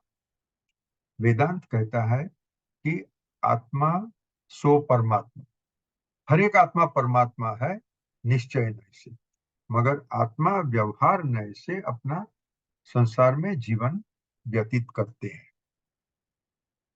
क्यों? वो बहुत बड़ा सवाल, कि ओमनीपोटेंट, सर्वशक्तिमान चैतन्य क्यों ये अशक्तिमान रश्मिन संघवी बनता है या कोई भी वक्तव्य लेता है? तो इसके लिए सीडब्ल्यूजी में समझाया है, मेरे हिसाब से CWG is a treasure house. बहुत, क्योंकि 1 से 10 वॉल्यूम मैंने पढ़े हैं, और एक एक वॉल्यूम दो दो तीन तीन, कुछ छह छह बार पढ़े हैं। उसमें अपने हिंदू धर्म के या वेदांत के जो मोस्ट ट्रेजर्ड प्रिंसिपल्स है वो समझाए हुए हैं, लॉजिकली समझाए हैं। तो चैतन्य ने, अगर एक ही चैतन्य था विच वॉज द अल्टीमेट, वो अपने आप को अनुभव कैसे करे कि अल्टीमेट है? तो इसके लिए उन्होंने एक उदाहरण दिया कि सब सफेद है तो कुछ है ही नहीं। अगर मैं कहूं कि मैं ऊंचा हूं, वो ऊंचा मतलब क्या? कोई मेरे से छोटा होगा, कोई मेरे से नीचा होगा, हाइट में नीचा होगा, तो ऊंच और नीच का पता चलेगा। अगर एक काला है और एक सफेद है, तो सफेद बोलेगा हाँ मैं सफेद हूं, काला बोलेगा हाँ मैं सब काला हूं। इसी तरह से अगर मैं ओमनी पोटेंट डिवाइन हूँ, अल्टीमेट डिविनिटी हूँ, वो अल्टीमेट डिविनिटी का एंजॉयमेंट करने के लिए मुझे डिविनिटी से ऑपोजिट होना पड़ेगा। तो इन्होंने समझाया है कि कितने भी आत्मा हुए, कुछ आत्मा डिविनिटी की तरफ से राह में है, कुछ आत्मा द ऑपोजिट राह में। यहाँ जो हम संसार में देखते हैं, युद्ध होते हैं, फ्रॉड होते हैं, सगे भाई भाई पैसे के लिए झगड़ा करते हैं, पति पत्नी में भी झगड़ा होता है, ये सब क्या हो रहा है? अगर अद्वैत को हम प्योर एब्स्ट्रैक्ट कंसेप्ट से पकड़ लेंगे कि अद्वैत ही है, तो पति पत्नी में झगड़ा ही क्यों होना चाहिए? मुझे बताओ कौन से पति पत्नी में झगड़ा नहीं होता है? के जी, आपके यहाँ झगड़ा होता है कि नहीं होता है? मुझे पता नहीं है। सॉरी, जवाब देने की जरूरत नहीं है। बोलने लेकिन की जवाब हिम्मत नहीं करेगा कोई। जवाब मिल गया। But nobody even uttered a word. Sir मैं इसका इसका जवाब देता हूँ कि जो हाँ, कल वीडियो देखा और जो आपकी बात सुनी ना, तो हाँ, वो उसके बाद अब वो उसको झगड़ा नहीं बोलते सर, इसको वो ऐसा ही है कि वो ब्राह्मण का तमाशा है सर, मजा है वो ब्राह्मण। ब्रह्म ब्राह्मण का। लटका कर ब्रह्मा चाहते हैं, ऐसा कुछ बोलते हैं ना हाँ, वो, बिल्कुल। के जी भी ब्रह्म है, उनकी मिसेज भी ब्रह्म है, और दोनों खेल खेल रहे हैं। बस। तो वो प्रेमानंद जी का खेल शब्द, एक ही शब्द में सब कुछ आ जाता है। यस यस यस, बहुत। तो ये खेल इसी के लिए कर रहे हैं कि हमें पता चले। ये खेल करने के बाद में, at the end of the day, जब मैंने खेल खत्म कर दिया, then I realized, oh, no, no, no, I'm not bad, I'm not dishonest, I'm not fraudulent, I'm the ultimate divinity. तो वो डिविनिटी जो हिंदू धर्म में लिखा है कि जब वो आप रियलाइज करो, ब्रह्म साक्षात्कार को आत्म साक्षात्कार भी कहा है। मतलब आत्मा, ईश्वर साक्षात्कार, ब्रह्म साक्षात्कार, तीनों एक ही चीज है। जब मैं रियलाइज करूं, वाह, मैं तो ब्रह्म हूं, तो मुझे ब्रह्मानंद होगा। ब्रह्मानंद मतलब द अल्टीमेट जॉय। और वो the ultimate joy non divine के बजाय नहीं होगा। अब समझे? Anyway, I would recommend people to read conversation with God, क्योंकि उन्होंने फर्स्ट चैप्टर जो 1 से 58 पन्ने हैं, उसमें बेसिक प्रिंसिपल्स रखती है। फिर फर्स्ट पूरी बुक कुछ 300 पन्ने की बुक होगी, उसमें फिर इलाबोरेट किया। फिर 1 से लेके 10 वॉल्यूम है, तो उसमें कॉस्मोलॉजी की बात करते हैं, इंडिविजुअल इंडिविजुअल के कर्म, इंडिविजुअल के कर्म के फल, वो सब बात करते हैं। हम क्यों जन्म लेते हैं, ये सब बात करते हैं। वो उन्होंने जो समझाया हुआ है, वो मेरे हिसाब से और किसी पुस्तक में नहीं समझाया। एनीवे, 5 महावाक्य मैंने इसमें लिखे हुए हैं मेरे नोट में। मैं ये नोट अभी एक बाजू रख देता हूँ, इससे ज्यादा करेंगे तो अपने पास समय नहीं है।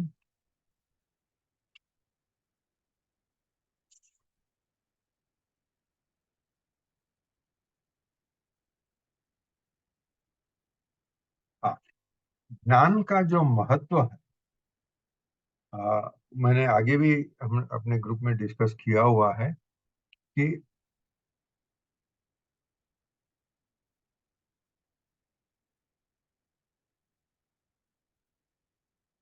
ब्रह्मविद भवेत ब्रह्म। हाँ, ये उपनिषद में एक श्लोक दिया हुआ है, जो रमण महर्षि ने बहुत सरल भाषा में कहा है कि नमक की पुतली, ए doll made of salt, wanted to measure the depth of the ocean।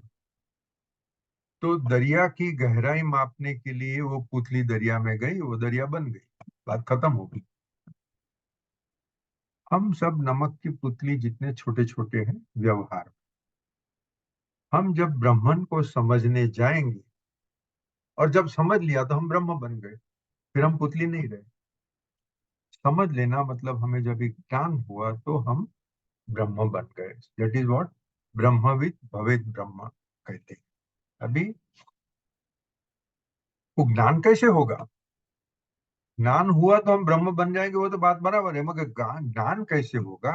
तो ये चीज कृष्ण भगवान ने गीता में समझाई है। और Patanjali, actually correct word is Patanjali, Patanjali योग सूत्र में पातंजलि ऋषि जी ने समझाया हुआ है। उन्होंने लिबरे अष्टांग योग करके डिटेल में दिया है। कृष्ण भगवान कहते हैं आप कर्म योग करो, भक्ति योग करो, ज्ञान योग करो। और विवेकानंद जी ने राजयोग के ऊपर लिखा हुआ है, वो that is also translation from some earlier book, right now I have forgotten.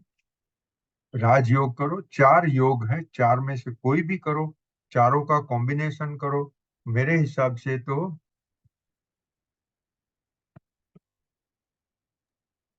Sorry,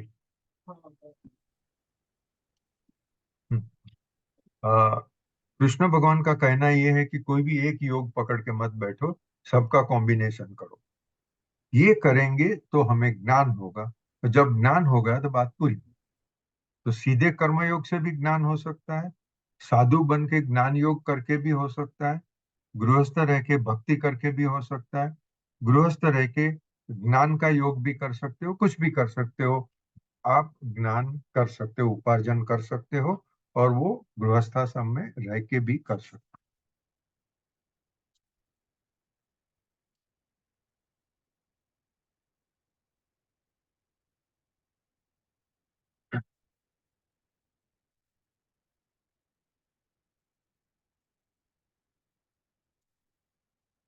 अभी मैं जो अशोक भाई ने एक्सट्रैक्ट भेजे थे, वो एक्सट्रैक्ट मैंने नोट आप सबको भेजी है। और मैं मानता हूँ कि ये 13 पेज की नोट है, तो मुश्किल से अशोक भाई के सिवाय और किसी ने नहीं पढ़ा होगा। मगर फिर भी सी,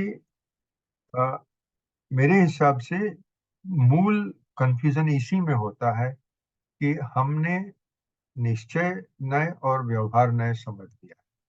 हमने चैतन्य क्या है वो समझ लिया, चैतन्य के व्यक्तव्य क्या है वो समझ लिया, और व्यक्त रूप में मैं एक आगे मैंने लिखा है मगर बोलने का अभी भूल गया हूँ, कि जब निर्गुण ब्रह्मन ने सगुण ब्रह्मन बन के व्यक्त होना चाहा, तो पहले अहंकार हुआ, और फिर उसने इग्नोरेंस वॉलंटरीली एक्वायर की।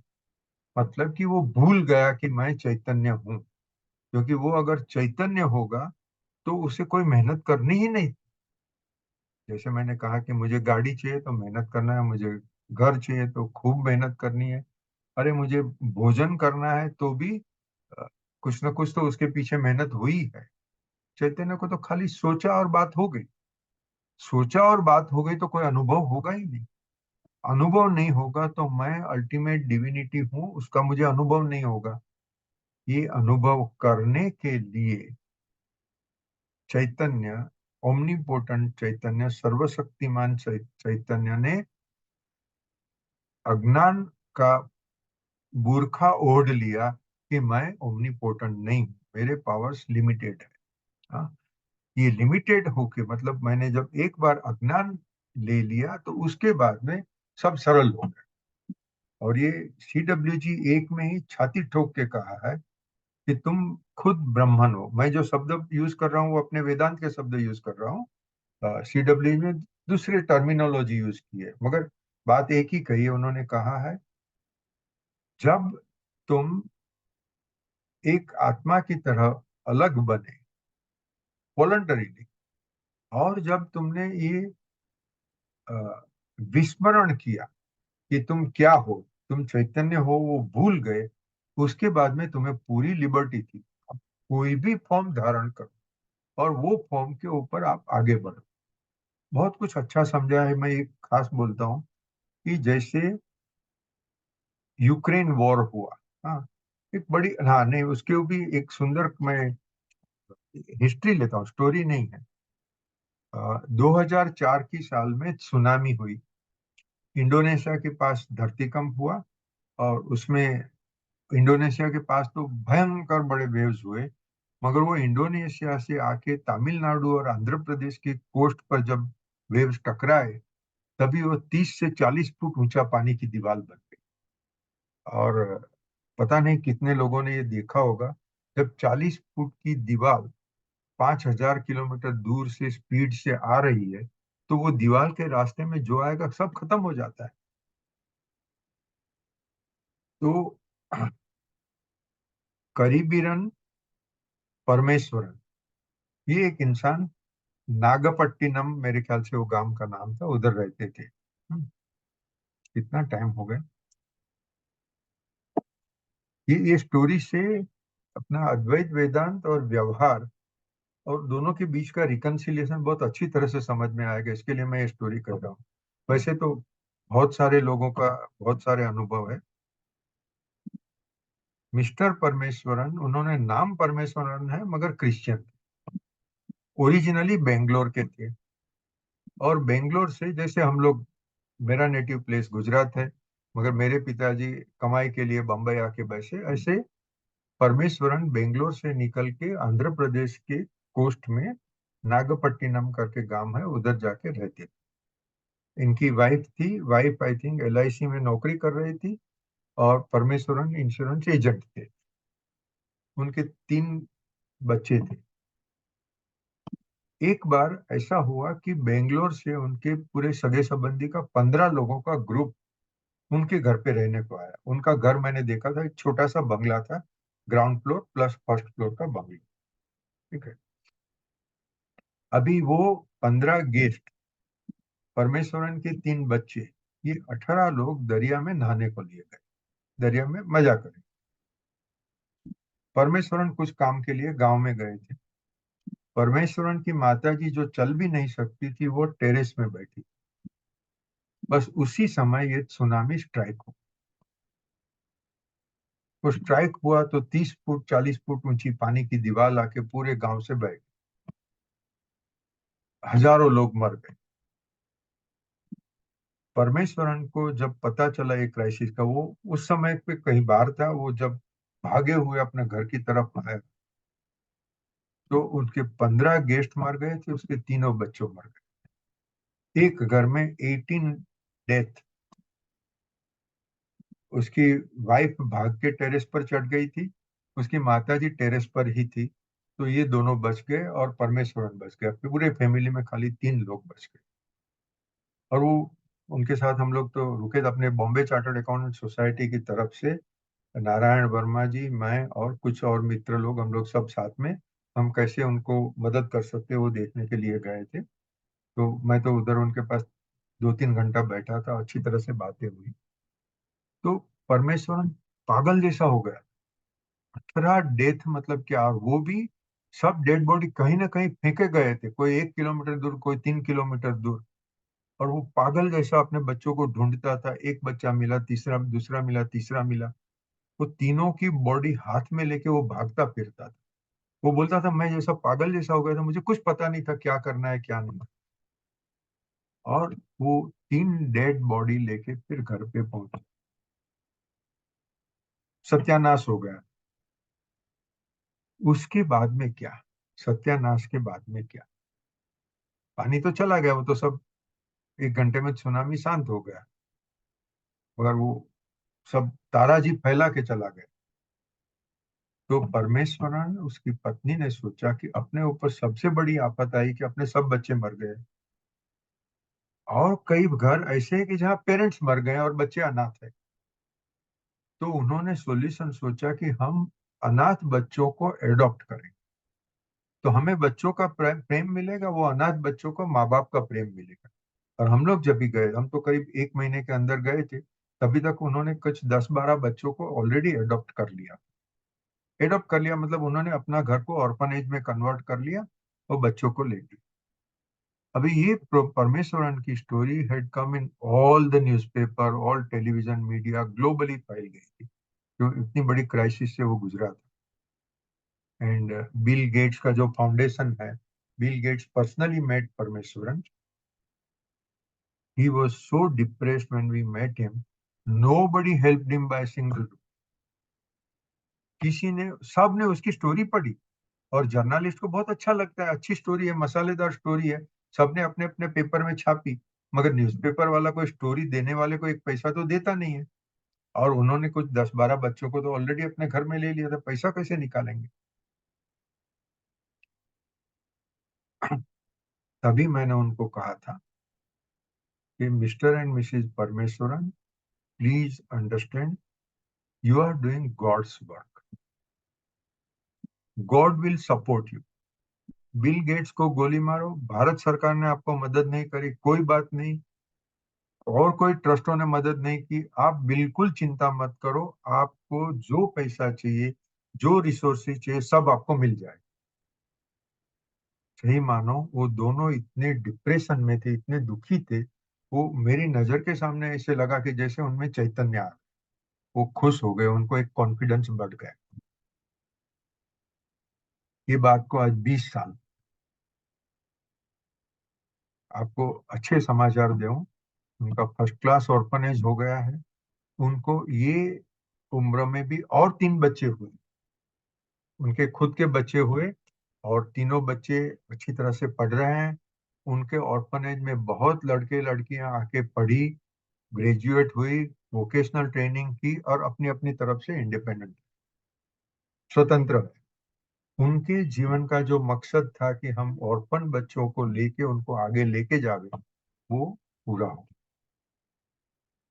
अभी इसको अपनी फिलोसॉफी से क्या कनेक्शन, सीडब्ल्यूजी में समझाते हैं कि कोई विलन नहीं है, कोई विक्टिम नहीं है, आप ब्राह्मण हो, आपके साथ जो भी हो रहा है आपकी इच्छा से हो रहा है।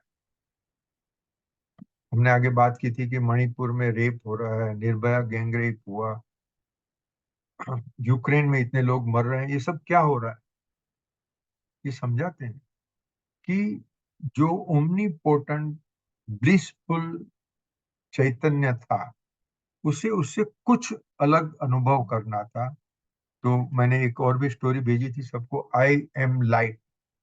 ओके, ऐसा करके एक आत्मा बोलता है, उसके आगे वार्ता है पूरी।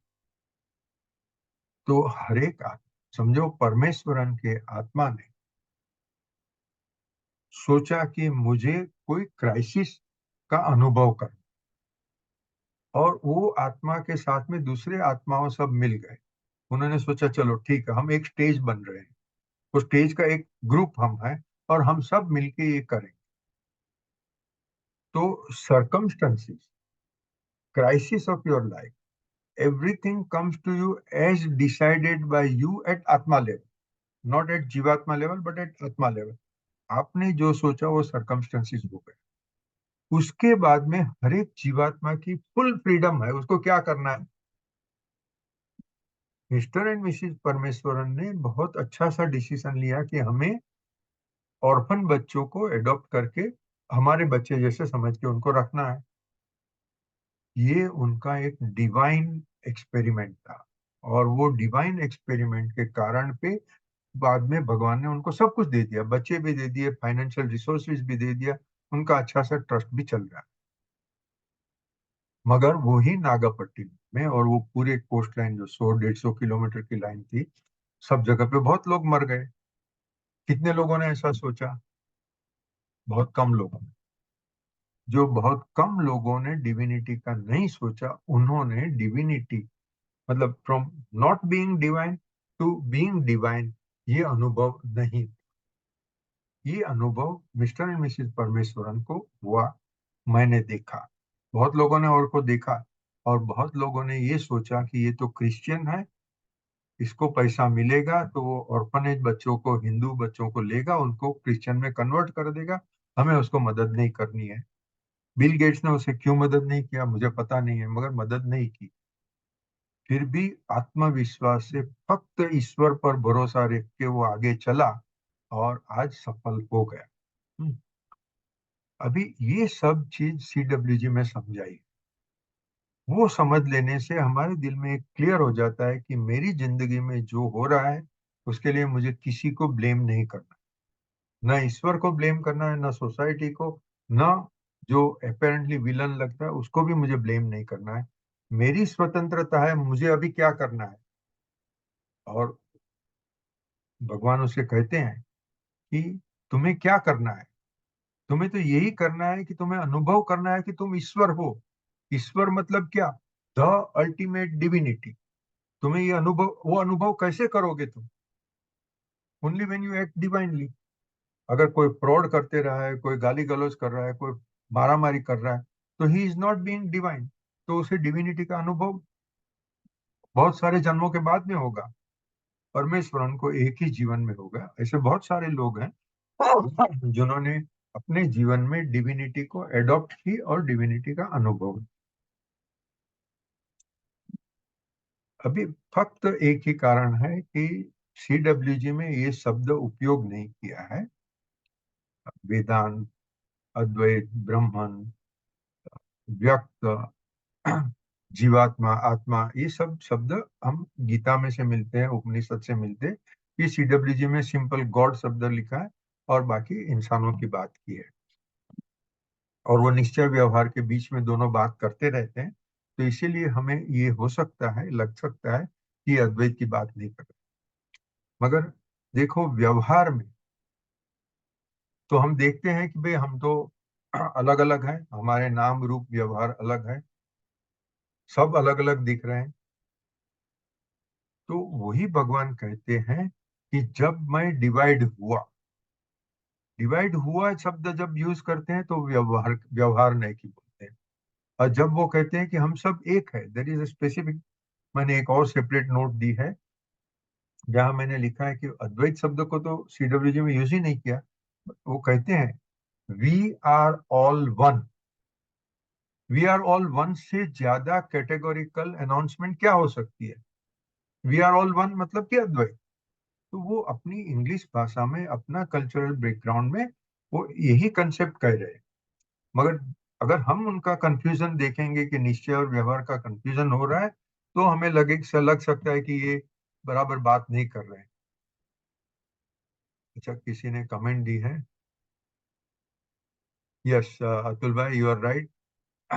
गॉड मतलब ये CWG बुक का बहुत अच्छा स्टेटमेंट है। कोई विलन नहीं है, कोई विक्टिम नहीं है, सब एंजल, हम लोग सब एंजल हैं। और हम अपने मर्जी से जो हमने नाटक का राइटिंग लिखा है, स्ट्रक्चर लिखा है, वही अभी हम कर रहे हैं।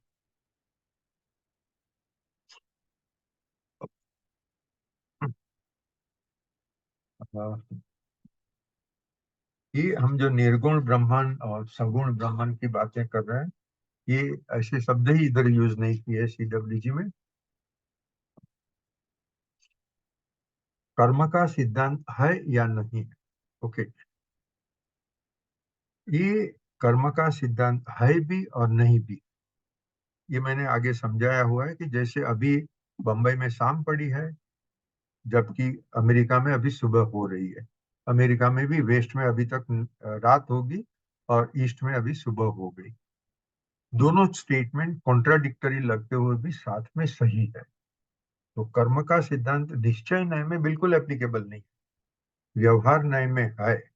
और ये भी मैं आपके साथ शेयर किया है कि कुछ कुछ चीजें एकदम एक्स्ट्राऑर्डिनरी बनती है। तो ऐसी बनी है मेरे जीवन में, मैंने देख लिया है कि ये कर्म का फल है। ये कर्म मैंने किए थे, इसका फल मुझे आज इस तरह से मिल रहा है। बहुत सारे कर्मों को फल यही जिंदगी में मिल जाए ऐसा नहीं होता है, मगर कुछ समय अपने को ऐसे हृदय से अनुभूति होती है कि ये मैंने किया था, इसका ये फल। कुछ अपने रिश्तेदार है, कुछ मित्र लोग हैं, उनके भी अनुभव होते हैं। उन्होंने क्या किया था अपने को पता है, उनका क्या अनुभव है हमें पता है। हमने देख लिया कि संसार में कर्म का सिद्धांत है, उसकी असर है। मगर कर्म का सिद्धांत हमें सिखाने के लिए है, हमें डायरेक्शन देने के लिए है कि बेटा देखो यहाँ गलत किया था, अब गलत आइंदा मत कर। कर्म का सिद्धांत पनिशमेंट के लिए नहीं है। और CWG में भगवान रिपीटेडली कहते हैं, जो क्रिश्चियन धर्म और मुस्लिम धर्म, मतलब ये जो ओरिजिनल अहमद के ऊपर मानने वाले जो भी धर्म हैं, वो मानते हैं कयामत, कयामत के दिन पर भगवान जजमेंट देंगे और किसी लोगों को वो इटर्नल हेल में डालेंगे। भगवान स्पष्ट शब्दों से कहते हैं, मैं किसको डालूं?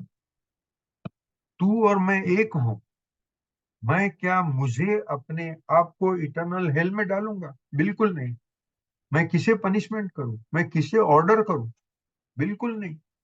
आप स्वतंत्र हो, आपको जो करना है सो करो, और जो करना है वो करके आप अनुभव लोगे। अनुभव करके भी ये मत समझो कि पनिशमेंट है।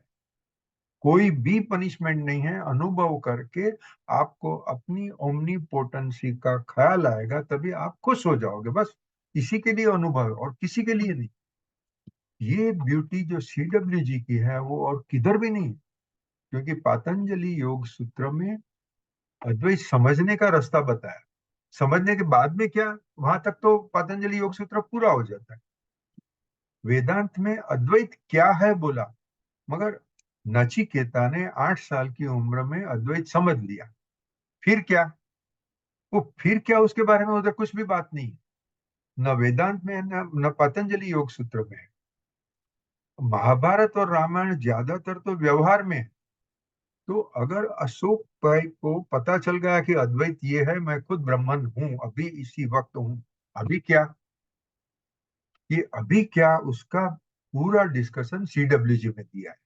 और जो भी प्रिंसिपल हमारे हिंदू धर्म में है, मतलब कर्म का सिद्धांत तो हिंदू जैन बौद्ध तीनों धर्म मानते हैं, तो वो जो भी सिद्धांत है उसके पीछे का लॉजिक, ऐसा सिद्धांत क्यों किया, वो भी CWG में समझाया हुआ।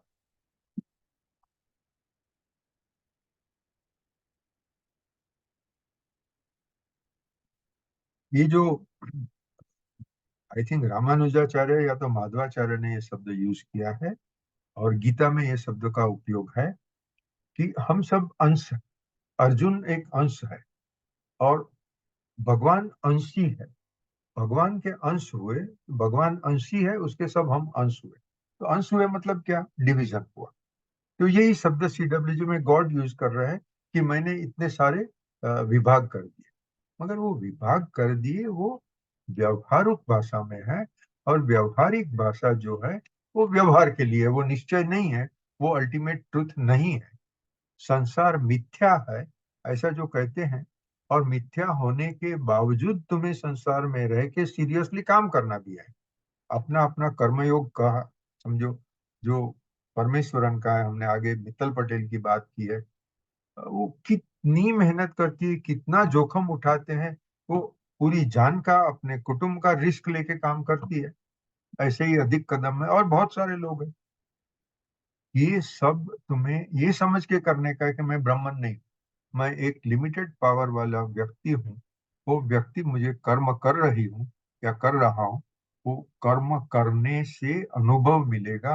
अनुभव मिलने के बाद में ब्रह्म होने का साक्षात्कार होगा, और तभी ब्रह्मानंद का अनुभव होगा। ये चीज अच्छी तरह से CWG में समझाई। तो जिन्होंने नहीं पढ़ा है CWG, मैं ये रिक्वेस्ट करूंगा कि मेहरबानी करके पढ़ो। और जो भी कुछ अपने को समझ में नहीं आया या अपने को पसंद नहीं आया, छोड़ दो, मगर आगे पढ़ो। वो कम से कम फर्स्ट वॉल्यूम 1 2 बार 3 बार पढ़ लो, तो बहुत मजा आ जाएगी।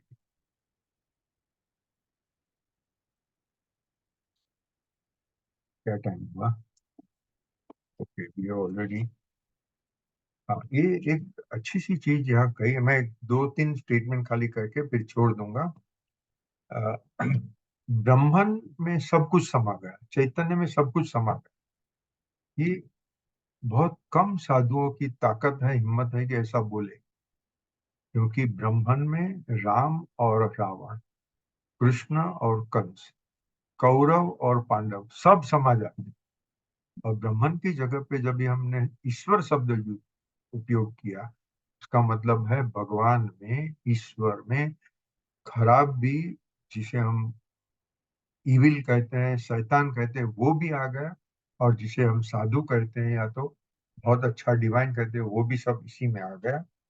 मगर न रावण शैतान था, न कंस शैतान था, और आज की तारीख में कोई भी शैतान नहीं है।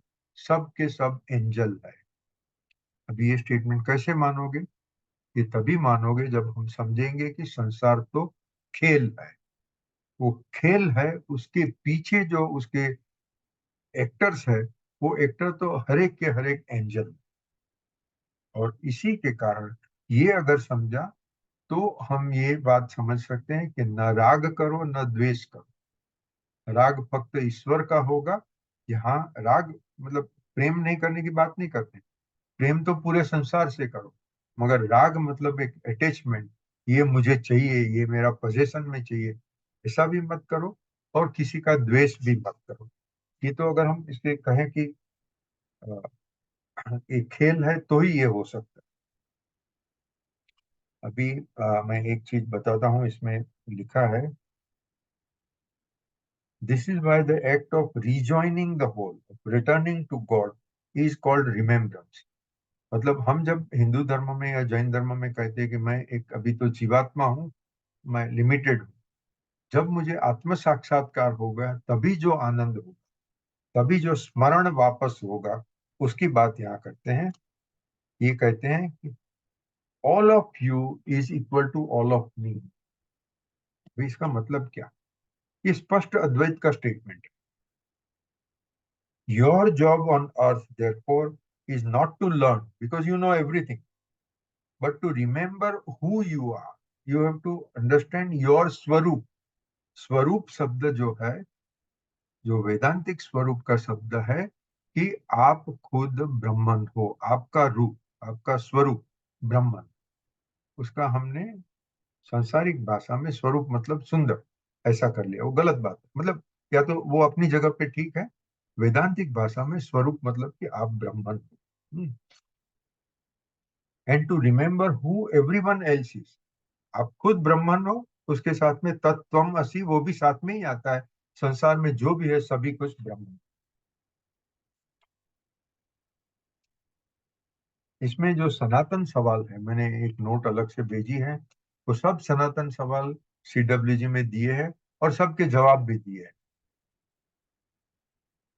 और जो अशोक भाई ने कहा कि nothing can come out of nothing, ठीक है, ब्रह्मन हमेशा है, चैतन्य हमेशा है, और जो संसार उत्पन्न हुआ और संसार जब विलीन होगा तो विलीन भी ब्रह्म में ही होगा। तो यही भगवान यहाँ CWG में भी करते हैं। I existed there in the always. In the always मतलब क्या? अनंत समय से मैं हूं, अनंत समय तक मैं रहूंगा, मैं तो हमेशा था। ये जब मैं बोलते हैं तो वो निर्गुण ब्रह्मन की बात करते हैं। In the absolute there is no experience, only knowledge. Knowledge is divine, but you don't get joy out of knowledge, you get joy out of experience. And to get the experience of being ultimate divinity, you have to be something other than divine. And that is why all this war and fraud and exploitation चल रहा है। सबका सब खेल है, खेल है। Nomadic tribe का गुजरात में भयंकर एक्सप्लोइटेशन प्लस टॉर्चर चल रहा है। मित्तल पटेल वो नोमैडिक ट्राइब्स को मदद कर रही है, वो मदद करने के लिए भयंकर जोखिम उठा रही है, ठीक है। वो जब अभी उस वो अद्वैत नहीं मानेगी, क्योंकि अगर हम कहो कि अद्वैत है और ये सब खेल है, तो उसका मतलब क्या हुआ कि कोई गरीब है, कोई मर रहा है तो मदद नहीं करने की। नहीं, मदद करो। संसार में हो, CWG में क्लियरली कहा है, आप संसार में हो, संसार में कर्म करो, मदद करो, और वो मदद करने में आपको जो अनुभव मिलेगा उसी से आपको अपना स्वरूप ख्याल में आएगा। मित्तल जिस तरह से कर रही है, मैं आई एम कन्विंस्ड कि अगर वो बराबर रास्ते पर चल रही तो वो एक जन्म में उसे आत्म साक्षात्कार हो जाएगा, क्योंकि वो इतने पेशेंस से काम कर रही है, इतनी डेप्थ में काम कर रही है। यही CWG में कहा है कि आपको यही करना है। फिर एक जगह पे वो समझाते हैं कि हम अपनी नॉर्मल भाषा में बोलते हैं कि जीसस क्राइस्ट बोलते हैं, भगवान God is my father, I am the son of God. Okay, हम लोग भी सब बोलते हैं कि हम सब ईश्वर की, एक ही ईश्वर की सब संतान। अभी मैं एक इलस्ट्रेशन दूं कि समुंदर से बादल हुए, समुंदर से वराळ, स्टीम, वेपर, जो भी बोलो, वो हवा में धीरे धीरे ऊपर गई, अंत में वो बादल बनी। हम बादल को क्या बोलते हैं कि ये समुद्र की संतान है? नहीं बोलते। इसी तरह से निर्गुण ब्रह्मन से या ईश्वर से जब संसार उत्पन्न हुआ, तो वो फादर मदर और चिल्ड्रन ऐसी वो कोई कोई प्रोसेस नहीं है। वो तो ऐसे ही हो जाता है, जैसे समुद्र से बादल हो जाता है, ऐसे ही जब निर्गुण ब्रह्मन ने सगुण ब्रह्मन बनना चाहा, सगुण ब्रह्मन ने जब चाहा कि एको अहम बहुश्यामी, तो उसकी चाह का बस इमीडिएट रिजल्ट। ब्रह्मन को तो फक्त इच्छा करनी है, वो इच्छा की और सब कुछ हो गया। इसमें आगे एक जगह पे फिर से कहते हैं भगवान all is one. When you say all is one, it is nothing but Advaita. ठीक है friends, I think my whole idea was that I find CWG as a treasure house of divine principles explained in common man's language. आप प्रयत्न करके देखो, अगर आपको अच्छा लगेगा तो मुझे जो जॉय मिल रही आपको भी जॉय मिलेगी। आपको अगर अच्छा नहीं लग रहा है तो छोड़ दो, कोई बात नहीं, मगर प्रयत्न करके देखो तो अच्छा है। Friends, okay, I think I will stop here. I cannot cover everything because subject is so wide. Let us open for discussion for a few minutes. But first, Ashok bhai, your responses, please. No Rashmi bhai, no responses, because हमने पहले ही कहा था कि इस बारे में विवाद नहीं करना है।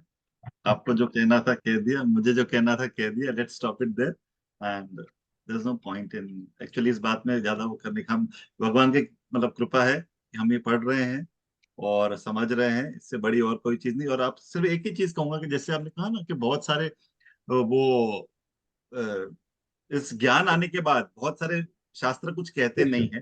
तो मैं अगर पढ़ा नहीं है तो अपरोक्ष अनुभूति, हाँ। अपरोक्ष अनुभूति अगर नहीं पढ़ा हो तो मैं आपसे कहूंगा कि वो आप पढ़िए। और जस्ट मतलब सबको, आपको मतलब सबको कहूंगा कि वो पढ़िए, क्योंकि वहां पे जो लास्ट के कुछ श्लोक हैं ध्यान से पहले, वहां पे वो अवस्था बताते हैं कि जब ज्ञानी हो जाता है तो उसके लिए तो वो जैसे अब समझाने के लिए कहा जाता है कि उसका प्रारब्ध रहता है। पर अपरोक्ष अनुभूति में यही कहते हैं कि जब वो ज्ञानी ने समझ लिया कि मेरा जन्म ही नहीं हुआ, मृत्यु ही नहीं हुई, तो प्रारब्ध कहाँ से हुआ। तो अगर आपने नहीं पढ़ा है तो मैं कहूंगा कि वो उस अपरोक्ष अनुभूति में लिखा हुआ है। बराबर, नहीं मैं पढ़ूंगा। मैं एक्चुअली वो मेरे टारगेट में है अभी, मैं जरूर। हाँ, यस। हाँ मीर भाई please.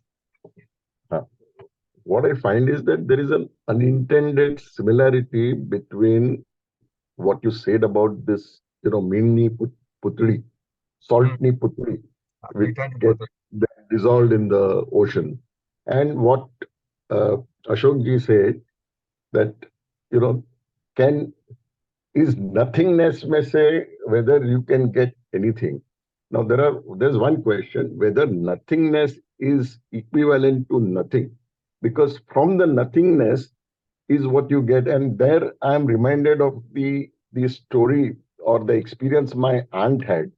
And in her last stage, when she really evolved, these are the words. So permit me 1 minute, I'll just read out some few lines Please just, go ahead, please go ahead.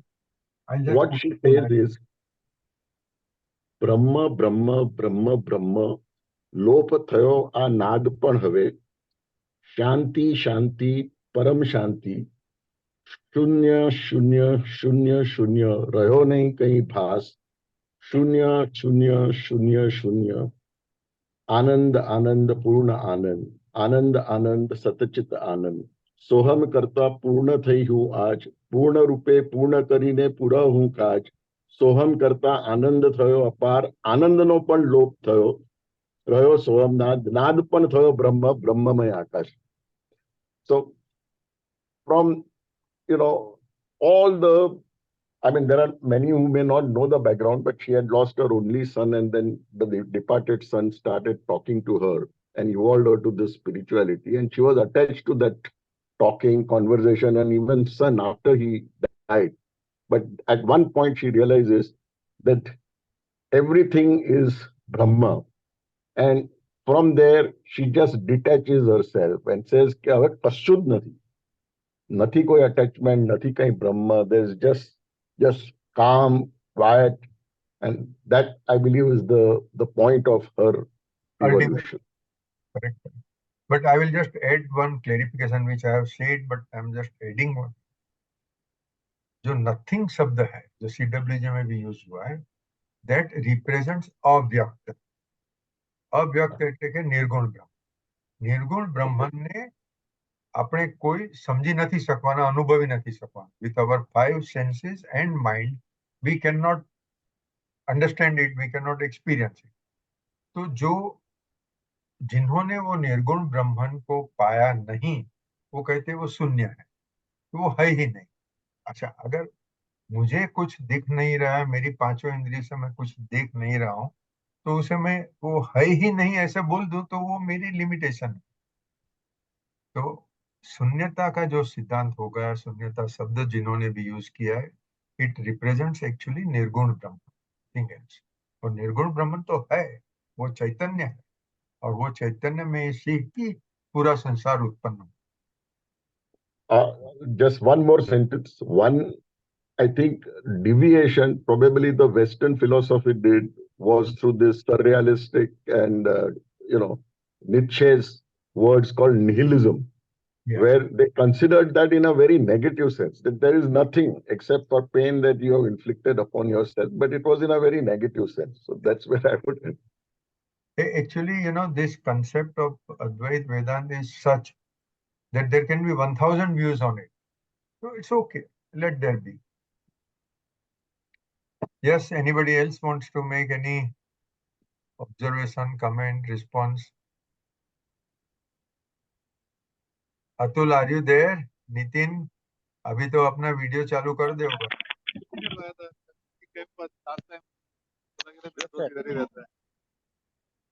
Jaswantbhai, એક question, એમ બહુ basic question એક થાય છે. અદ્વૈત sorry, હા બોલો જયંતભાઈ, અવાજ નથી આવતો તમારો. સોરી, હા હા, ફોન આવી ગયો મારે. અદ્વૈતનું સ્વરૂપ શું કહેવાય? દ્રવ્ય સ્વરૂપ કહેવાય કે ગુણ સ્વરૂપ કહેવાય? I don't know. It is Chaitanya. I would say હવે ચૈતન્ય ભવ્ય પણ છે. એને કેવી રીતે કયા ફોર્મમાં, દ્રવ્ય ફોર્મમાં સમજવું, દ્રવ્ય નથી. પર્યાય રૂપમાં સમજવું? દ્રવ્ય દ્રવ્ય નથી, નથી, બરાબર. ચૈતન્ય એટલે હા, એનર્જી, દ્રવ્ય. દ્રવ્ય ન કહી શકાય. એ નહીં, ચૈતન્ય. દ્રવ્ય એટલે આપણે જો આપણે હમણાં એકચ્યુઅલી જે બધા આન્સર બહાર આવે છે આપણે કે એક છે કે અનેક છે. અદ્વૈતના હિસાબે તમે જો કહો કે આન્સર આપણે આપીએ છીએ એક છે કે અનેક છે, બરાબર. અલ્ટિમેટલી બધા આન્સરનો આમાં જ જવાબ આવે છે, આઈધર એક ઓર અનેક. તો એનો મતલબ થાય છે એને નંબરિંગ ઓર કાઉન્ટિંગ સાથે કનેક્શન છે, અને એટલે ઇનડાયરેક્ટલી દ્રવ્ય સાથે કનેક્ટેડ છે. એ વ્યવહારમાં નંબરિંગ એન્ડ કાઉન્ટિંગ ઈ આવે એટલે દ્રવ્ય સ્વરૂપ જ સમજવું પડે કે એક છે, બે છે. જયંતભાઈ, હા. Please understand, Yeah. I have repeated many times કે નિશ્ચય નયમાં ફક્ત ચૈતન્ય છે, બીજું કાંઈ નહીં. ઓકે, એટલે ચૈતન્ય એ દ્રવ્ય નથી. વ્યવહાર નયમાં તમે આવ્યા એટલે સાંખ્ય આવ્યું. વ્યવહાર નયમાં ઘણા બધા છે, એકથી વધારે છે, એટલે ઓટોમેટિક સંખ્યા આવી ગઈ. તમે 1 2 3 1 અબજ 10 અબજ 100 અબજ કરો, બરાબર. એ જ્યાં તમે જે નંબર આપ્યો કે નામ આપ્યું ત્યાં તમારું દ્રવ્ય આવ્યું. ઓકે, પણ નિશ્ચયમાં એક જ છે, એટલે એક જ છે જે અનંત રૂપે વ્યક્ત થયું, બસ. હા, એટલે અલ્ટિમેટલી એટલે આવે શું છે, આનો આન્સર નંબરિંગમાં આવે છે. ના ના ના ના નહીં, બરાબર. એટલે તમે છે ને જો નિશ્ચય અને વ્યવહાર બે અલગ સમજશો ને તો જ તમને સાચો જવાબ આવશે. એ જૈન ધર્મમાં આખું સમજાવેલું છે, નિશ્ચય અને વ્યવહાર. હા, બરાબર. એટલે નિશ્ચયને આન્સર એક આવશે અને વ્યવહારને અનેક આવશે આન્સર. હા, એક્ઝેક્ટલી, યસ. એટલે મારો ક્વેશ્ચન હજી શું છે ફર્ધર, કે ઈ એટલે નંબરિંગમાં આન્સર આવે છે ને એના કરતા એનો ગુણ રૂપમાં આન્સર આવવો જોઈએ અદ્વૈતનો. I don't know. ગુણ રૂપ એટલે શું મને ખબર નથી. એટલે અત્યારના આપણે કહીએ ને કે સપોઝ આપણે તો મનુષ્ય રૂપે છે, પણ મનુષ્ય રૂપે આપણામાં અદ્વૈત નો ગુણ જે કહીએ ને ઈ ક્યારે ઉત્પન્ન થાય કે ક્યારે એની અનુભૂતિ થાય. અને એવો જ સેમ સામે સપોઝ એક ઇન્દ્રિયનો કોઈ જીવ હોય, એને એની અદ્વૈતની અનુભૂતિ ક્યારે ને કેવી રીતે થાય? એટલે બેઉમાં એટલે શું છે, Advaita is a one type of virtue. It is not one means દ્રવ્ય સ્વરૂપ આપણે જે એક અને અનેક કહીએ છીએ ને એ દ્રવ્ય સ્વરૂપ નથી આવતું. મારું ખાલી કહેવાનો અર્થ એમ એ ગુણ જયંતભાઈ, વસ્તુ છે. જયંતભાઈ, if I can say just હા, આમાં એડ ખાલી એક નાની વસ્તુ યા કે તમે પેલી નંબરની વાત કરી ને, and we saw that various દર્શન્સ, હા તમે હા અલગ અલગ દર્શન બતાવે, એમાં સાંખ્ય is બરાબર one of them. And Sankhya, that word comes from સંખ્યા. બરાબર right that entire that darshan, most of things, because I have not studied in detail, પણ કોઈ પણ વસ્તુ હોય ને કે તે આપણા બોડીમાં 5 ચક્ર છે, તો they'll say 5. એક અદ્વૈત, એક બ્રહ્મ છે એટલે એક. Just I am giving an example. આપણે 5 મહાકોશ છે, so they segregate into 5, so they give everything in a number. અને just saying that કે the next question was that with respect to guna. Now, Advaitમાં તો ગુણ આપણે what we are describing actually, one that is not describable. Correct. હા, હવે તમે કેળું ખાધું છે, બરોબર? મેં લાઈફમાં ક્યારે કેળું ખાધું નથી, જોયું નથી. How will you explain me? Yeah, right. So how can you get that? Because that's not possible. મેને ખબર જ નથી કેળું કેવી રીતે, how does it taste? Yeah, બરાબર. So how do you describe it with gunas? Yeah, right. નહીં, સાચી વાત, બરાબર યાર. અને કેળા કરતા પણ વધારે સારું ઇલસ્ટ્રેશન ઘીનું છે. તમે ઘી ખાધું, બહુ ભાવ્યું, એનો સ્વાદ કેવો હતો? ખાટો હતો, તીખો હતો, ગળો હતો, કેવો હતો? કોઈ યાર ડિસ્ક્રાઇબ જ નહીં થઈ શકે. Yes, correct. અચ્છા, આ જે છે ને, હવે જે બધા આપણે કહીએ અલગ અલગ ક્ષણિકવાદ, શૂન્યવાદ, બધા દ્વૈત, અદ્વૈત, બરાબર, એ બધાનું રિકન્સિલિએશન ફ્રોમ કેવી રીતે થઈ શકે? એક જ final when all are correct. આપણે એક વખત અહીંયા ડિસ્કશન થયેલું હા, કે ત્રણેય ધર્મો, આપણા 3 ધર્મો લ્યો ભારતના, તો કે આપણે જીવાત્મા છીએ. તમે જીવાત્મા શબ્દ વાપરો કે માણસ શબ્દ વાપરો, કંઈ પણ, આપણે કેવળ જ્ઞાની નથી. અને એવું પણ કહે છે કે મહાવીર ભગવાન કેવળ જ્ઞાની હતા, એમના થોડા શિષ્યો કેવળ જ્ઞાની હતા. હવે એના પછીનું કોઈ કેવળ જ્ઞાની નથી, બરાબર? હવે કેવળ જ્ઞાનીને કોણ સમજે? નહીં સમજે. કેવળ જ્ઞાની સિવાય કોઈ નથી. કેવળ જ્ઞાની સિવાય તો કોઈ સમજે નહીં. એટલે આપણા માટે રિકન્સિલિએશનનો પ્રયત્ન મિથ્યા છે. પણ મહાવીર ભગવાન, બુદ્ધ ભગવાન, જીસસ ક્રાઇસ્ટ, વિષ્ણુ ભગવાન, આ બધા સાથે બેસે તો બધા કેવળ જ્ઞાનીઓ સાથે બેસે, એટલે એમનામાં અનેકાંતવાદ હોય જ નહીં, એમને એકાંતવાદ જ હોય. અને એ બધા સાથે બેસીને કોઈ દલીલ ના કરે, ચર્ચા ના કરે, એ તો ખુશ થઈને બધા એકબીજાને મળ્યા, તમને મળ્યા, મને ખુશી થઈ, બીજું કઈ ના હોય.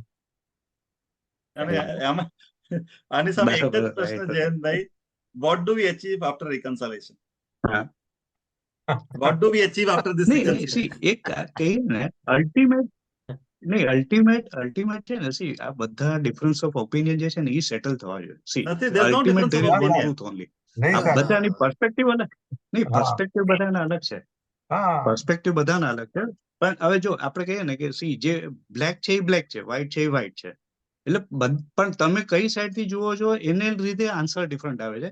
સપોઝ અનેકાંતવાદનું આ બેસ્ટ એક્ઝામ્પલ જે આપણે જે હાથીનું એક્ઝામ્પલ છે ને, સી બરાબર, બધા તમે એમ કહો કે બધા સાચા છે, તો ultimately it is they are wrong because it was an elephant only. એક ફંડામેન્ટલ ક્વેશ્ચન, સોરી તમને ઇન્ટરપ્ટ કરું, સોરી ઇન્ટરપ્ટ કરું છું, એક ફંડામેન્ટલ ક્વેશ્ચન ઉપર જે જયંતભાઈ, આજે આપણે કોઈ પણ એક્ટિવિટી, આજે બધા આપણે અહીંયા ભેગા થયા છીએ, ઓર vote ever activity that we do in our life, any activity, what is the object? What is the object? Enrichment of knowledge. Why do you want that knowledge? For happiness, real happiness. For happiness. So at the end of the day, whatever you will do, that will be, it will, there will be 2 objectives only. It's dukkha nivrutti and sukha prapti. Everybody is looking after that. Different darshanas call it in different ways that moksha. Okay? And see, if every path is leading to the same thing, dukkha nivrutti and sukha prapti, why do we want to reconcile it? And even the aptitude is different. We may be intellectuals. So take, for example, we are intellectuals. There are people who are emotional. Something different appeals to them. Why should we say that this is the right way or this is the better way of doing it? Yeah, right. Yes, correct. Yes, thank you very much. Atul, you would like to say something? नहीं sir, બસ સાંભળું છું તમે લોકોને. મારા માટે તો બહુ ઉપરની વાતો છે બધી. ના ના ના, you have red how many CWG સિરીઝમાં ઘણી બધી પુસ્તકો વાંચી નાખી ને કે નહીં? હા, CWG માં મારા ખ્યાલથી 3 વોલ્યુમ મેં વાંચ્યા છે. હા. Yeah. નીતિન? બસ બહુ નોલેજ, બધા થિંકર્સ લોકો બેઠા છે, બધાનો knowledge definitely help me to increase. પણ મારે CWG તો બુક અંદરથી કાઢવી પડશે. હવે તો વાંચવાની જ છે, હવે નક્કી થઈ ગયું. હવે ચોક્કસ હવે શરૂઆત કરેલી, પણ જરા લેંગ્વેજ મને બહુ ઈઝી નહોતી પડી, પણ હવે મને સબસ્ટન્સ ખબર છે ને લેંગ્વેજ ને ટ્રાય કરી સમજવા માટે. રશ્મિભાઈ એક ખાલી Try કરો. Question, definitely reading. રશ્મિભાઈ એટલે મેં આજે નોટ મોકલી છે ને નીતિન, 13 પાનાની હું કહું છું, એમાં આપણા જે સંસ્કૃત શબ્દો છે એના માટે નીલ ડોનાલ્ડ વોલ્સે શું શબ્દો વાપર્યા છે એ મેં આપ્યું છે. એટલે એક વખત એ સમજાઈ જાય ને, એ તો 1/4 ઓફ એ ચેપ્ટર છે. પણ એ શબ્દો કયા અલગ અલગ વપરાય સમજાઈ જાય પછી બાકીની બુક એકદમ સહેલી થઈ જશે. પહેલા એવું જ કરીશું, પણ ચોક્કસ આઈ હેવ ડિસાઇડેડ કે મારે 10 વોલ્યુમ તો બહુ દૂરનું છે, પણ ચોક્કસ જ વાંચવાનું શરૂ તો કરીશ. રશ્મિભાઈ એક CWG comprehensive code of conduct કહી શકાય એમ? Comprehensive covering all means see systematically. ના, એ નહીં. બુકમાં જ લખ્યું છે કે હા, હા. Do not take this book as ultimate. Yeah right. Knowledge is unlimited. એને કોણ કહે કે હું બધું નોલેજ એક બુકમાં આપું છું? મહાભારતમાં એવું નથી કહેતા. તો આ તો બરાબર. બધું મહાભારતથી બહુ નાનું છે. રાઈટ. Yes, correct. મિહિરભાઈની બુક આખી મેં વાંચી. I am really impressed. Yeah, it's a beautiful book, really. Really impressed. Yes. અને ઘણું જાણવા તો મળ્યું, પણ શીખવા પણ મળ્યું એમાં. હા, And somebody's actual practical experience, really. correct, It correct. was super. I liked it. Thanks to Mihir. Yeah. દિનકર, શું વાત છે આજે? ભાઈ જો આપણને કોઈ પણ ફિલોસોફી અંગ્રેજીમાં વાંચવી ગમતી નથી.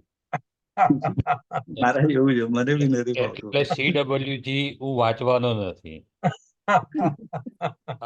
અને ગુજરાતીમાં આપને એટલું બધું સાહિત્ય હિન્દુ ધર્મનું અવેલેબલ છે કે રામચરિત માનસ કહો કે ગીતામાં કહો કે પરમહંસ કથામૃત કહો, એટલી સિમ્પલ ભાષાની અંદર સમજાવે છે, એ આનંદથી વાંચીએ છીએ અને એન્જોય કરીએ છીએ. બસ બરાબર છે. બાકી આપણને ગમે એ CWG કરવું, આપણે બસ. પલ્લે પડતી નથી. હા, અને કોઈ બી પુસ્તક અંગ્રેજીમાં ફિલોસોફીનું મને ગમતું નથી. વાર્તાઓ વાંચું, પણ ફિલોસોફી અંગ્રેજીમાં આવી સાઈડ પર. એક એવું બી છે, આ જ્યારે આપણે બેઝિકલી આઈ થિંક જો આપણું વર્નિક્યુલર લેંગ્વેજ થી કે આપણે જે સોસાયટીમાં રહેતા હોય છે, જનરલી સપોઝ આપણે ગુજરાતી, હું છું, મારું સ્પેસિફિક અને સ્ટડી પણ ગુજરાતીમાં કરેલું, બરાબર. હવે આખા આપણા વિચારો બી જે છે ને બધા ઓરિજિનલી તમારા ગુજરાતી પ્રમાણે લેંગ્વેજ થી હવે જો જ્યારે એટલે રશ્મિનભાઈ હવે ફરક ક્યાં પડે છે, જ્યારે તમે એને હું ગુજરાતી થઈને હું એને ઇંગ્લિશમાં કન્વર્ટ કરું ને ત્યારે છે ને ચિત્તને બદલે છે ને બ્રેન નું યુઝ થાય. તમારી વાત આ બરાબર ફરક બહુ છે. મોટું છે. તો એ બ્રેન નો યુઝ થાય ને એમાંથી તમને જે વિચારો ઉદ્ભવે ને એનો આનંદ નહીં આવે. જોજો, એ બ્રેન ની ખાલી એનાલિટિકલ એબિલિટીઝ છે ખાલી. અને ચિત્તનો જે કહીએ ને સ્વભાવ, જે આનંદી સ્વભાવ જે છે, એ તમને જયારે બોલો ત્યારે તમને ઓટોમેટિક જો શબ્દ તમે ગુજરાતીમાં બોલો અને એ શબ્દ ઇંગ્લિશમાં બોલો, હવે આ સોલ બોલો ને આત્મા બોલો, એમાં જ ફરક જોજો, ઘણો ફરક પડશે. અરે એટલે ઇંગ્લિશ અને કહે ને વર્નિક્યુલર લેંગ્વેજ નો એક આ ફરક છે જરાક. આઈ પરફેક્ટલી એગ્રી. ત્યારે પણ વાંચવા બેસે ત્યારે ડિક્શનરી રેફર કરવી પડે ને, એવું વાંચવામાં મજા ઉડી જાય. હા, રાઈટ, સાચી વાત છે. યસ જયંતભાઈ, મારું એવું છે, તમારી વાત 100% સાચી છે તમારું. ઓકે, મારું એવું છે કે મારો ગુજરાતીનો કમાન્ડ સરસ છે અને ઇંગ્લિશનો કમાન્ડ એનાથી વધારે સારો છે. હું દાખલા તરીકે ઇન્કમ ટેક્સની વાત કરતો હોઉં તો હું ઇંગ્લિશમાં જ વિચારું છું. ગુજરાતીમાં વિચારીને પછી મારા વિચારનો અંગ્રેજીમાં કન્વર્ટ, એવું નથી થતું. એટલે મને બેઉમાં મજા આવે છે. હા, અશ્વિન yes. અમદાવાદ આવ્યા પછી મારા વિચારો બદલાઈ ગયા છે. હવે મારા વિચારો હું ગુજરાતનો વિચાર થઈ ગયો આફ્ટર કમિંગ ટુ અમદાવાદ. જયંતભાઈ એક વખત બહુ વર્ષો પહેલા હું નવો સીએ થયો, હું આજ એટલે 20-22 વર્ષ પહેલાની વાત કરું તો આપણે જે central council member CS Nanda અહીંયા લેક્ચર લેવા આવ્યા હતા, અને પેલા જેવી રીતે બોલે છે કાયમ, એટલે પહેલો પ્રશ્ન પૂછ્યું કે તમારામાંથી કેટલા લોકો ઇંગ્લિશ પિક્ચર નથી જોતા? મેં હાથ કર્યો. કીધું કેમ? મેં કીધું મને સમજણ જ નથી પડતી. તો એ કીધું મારી પણ એ જ દશા છે ને, અહીંયા બેઠેલા માંથી 90% લોકોની એ દશા છે. હાથ તે જ ઊંચો કર્યો. Yeah, ના, અમે ઇંગ્લિશ પિક્ચર સબટાઇટલ થી જોઈએ છીએ. yes. ઓકે ફ્રેન્ડ્સ, આપણે કમ્પ્લીટ કરીએ આજની talk. Yeah, yes, sir. Thank you everybody. Thank you so much. Thank you, thank you. નમસ્કાર. Thank you. નમસ્કાર. Thank you. ચાલો, નમસ્કાર એવરીબડી. નમસ્કાર.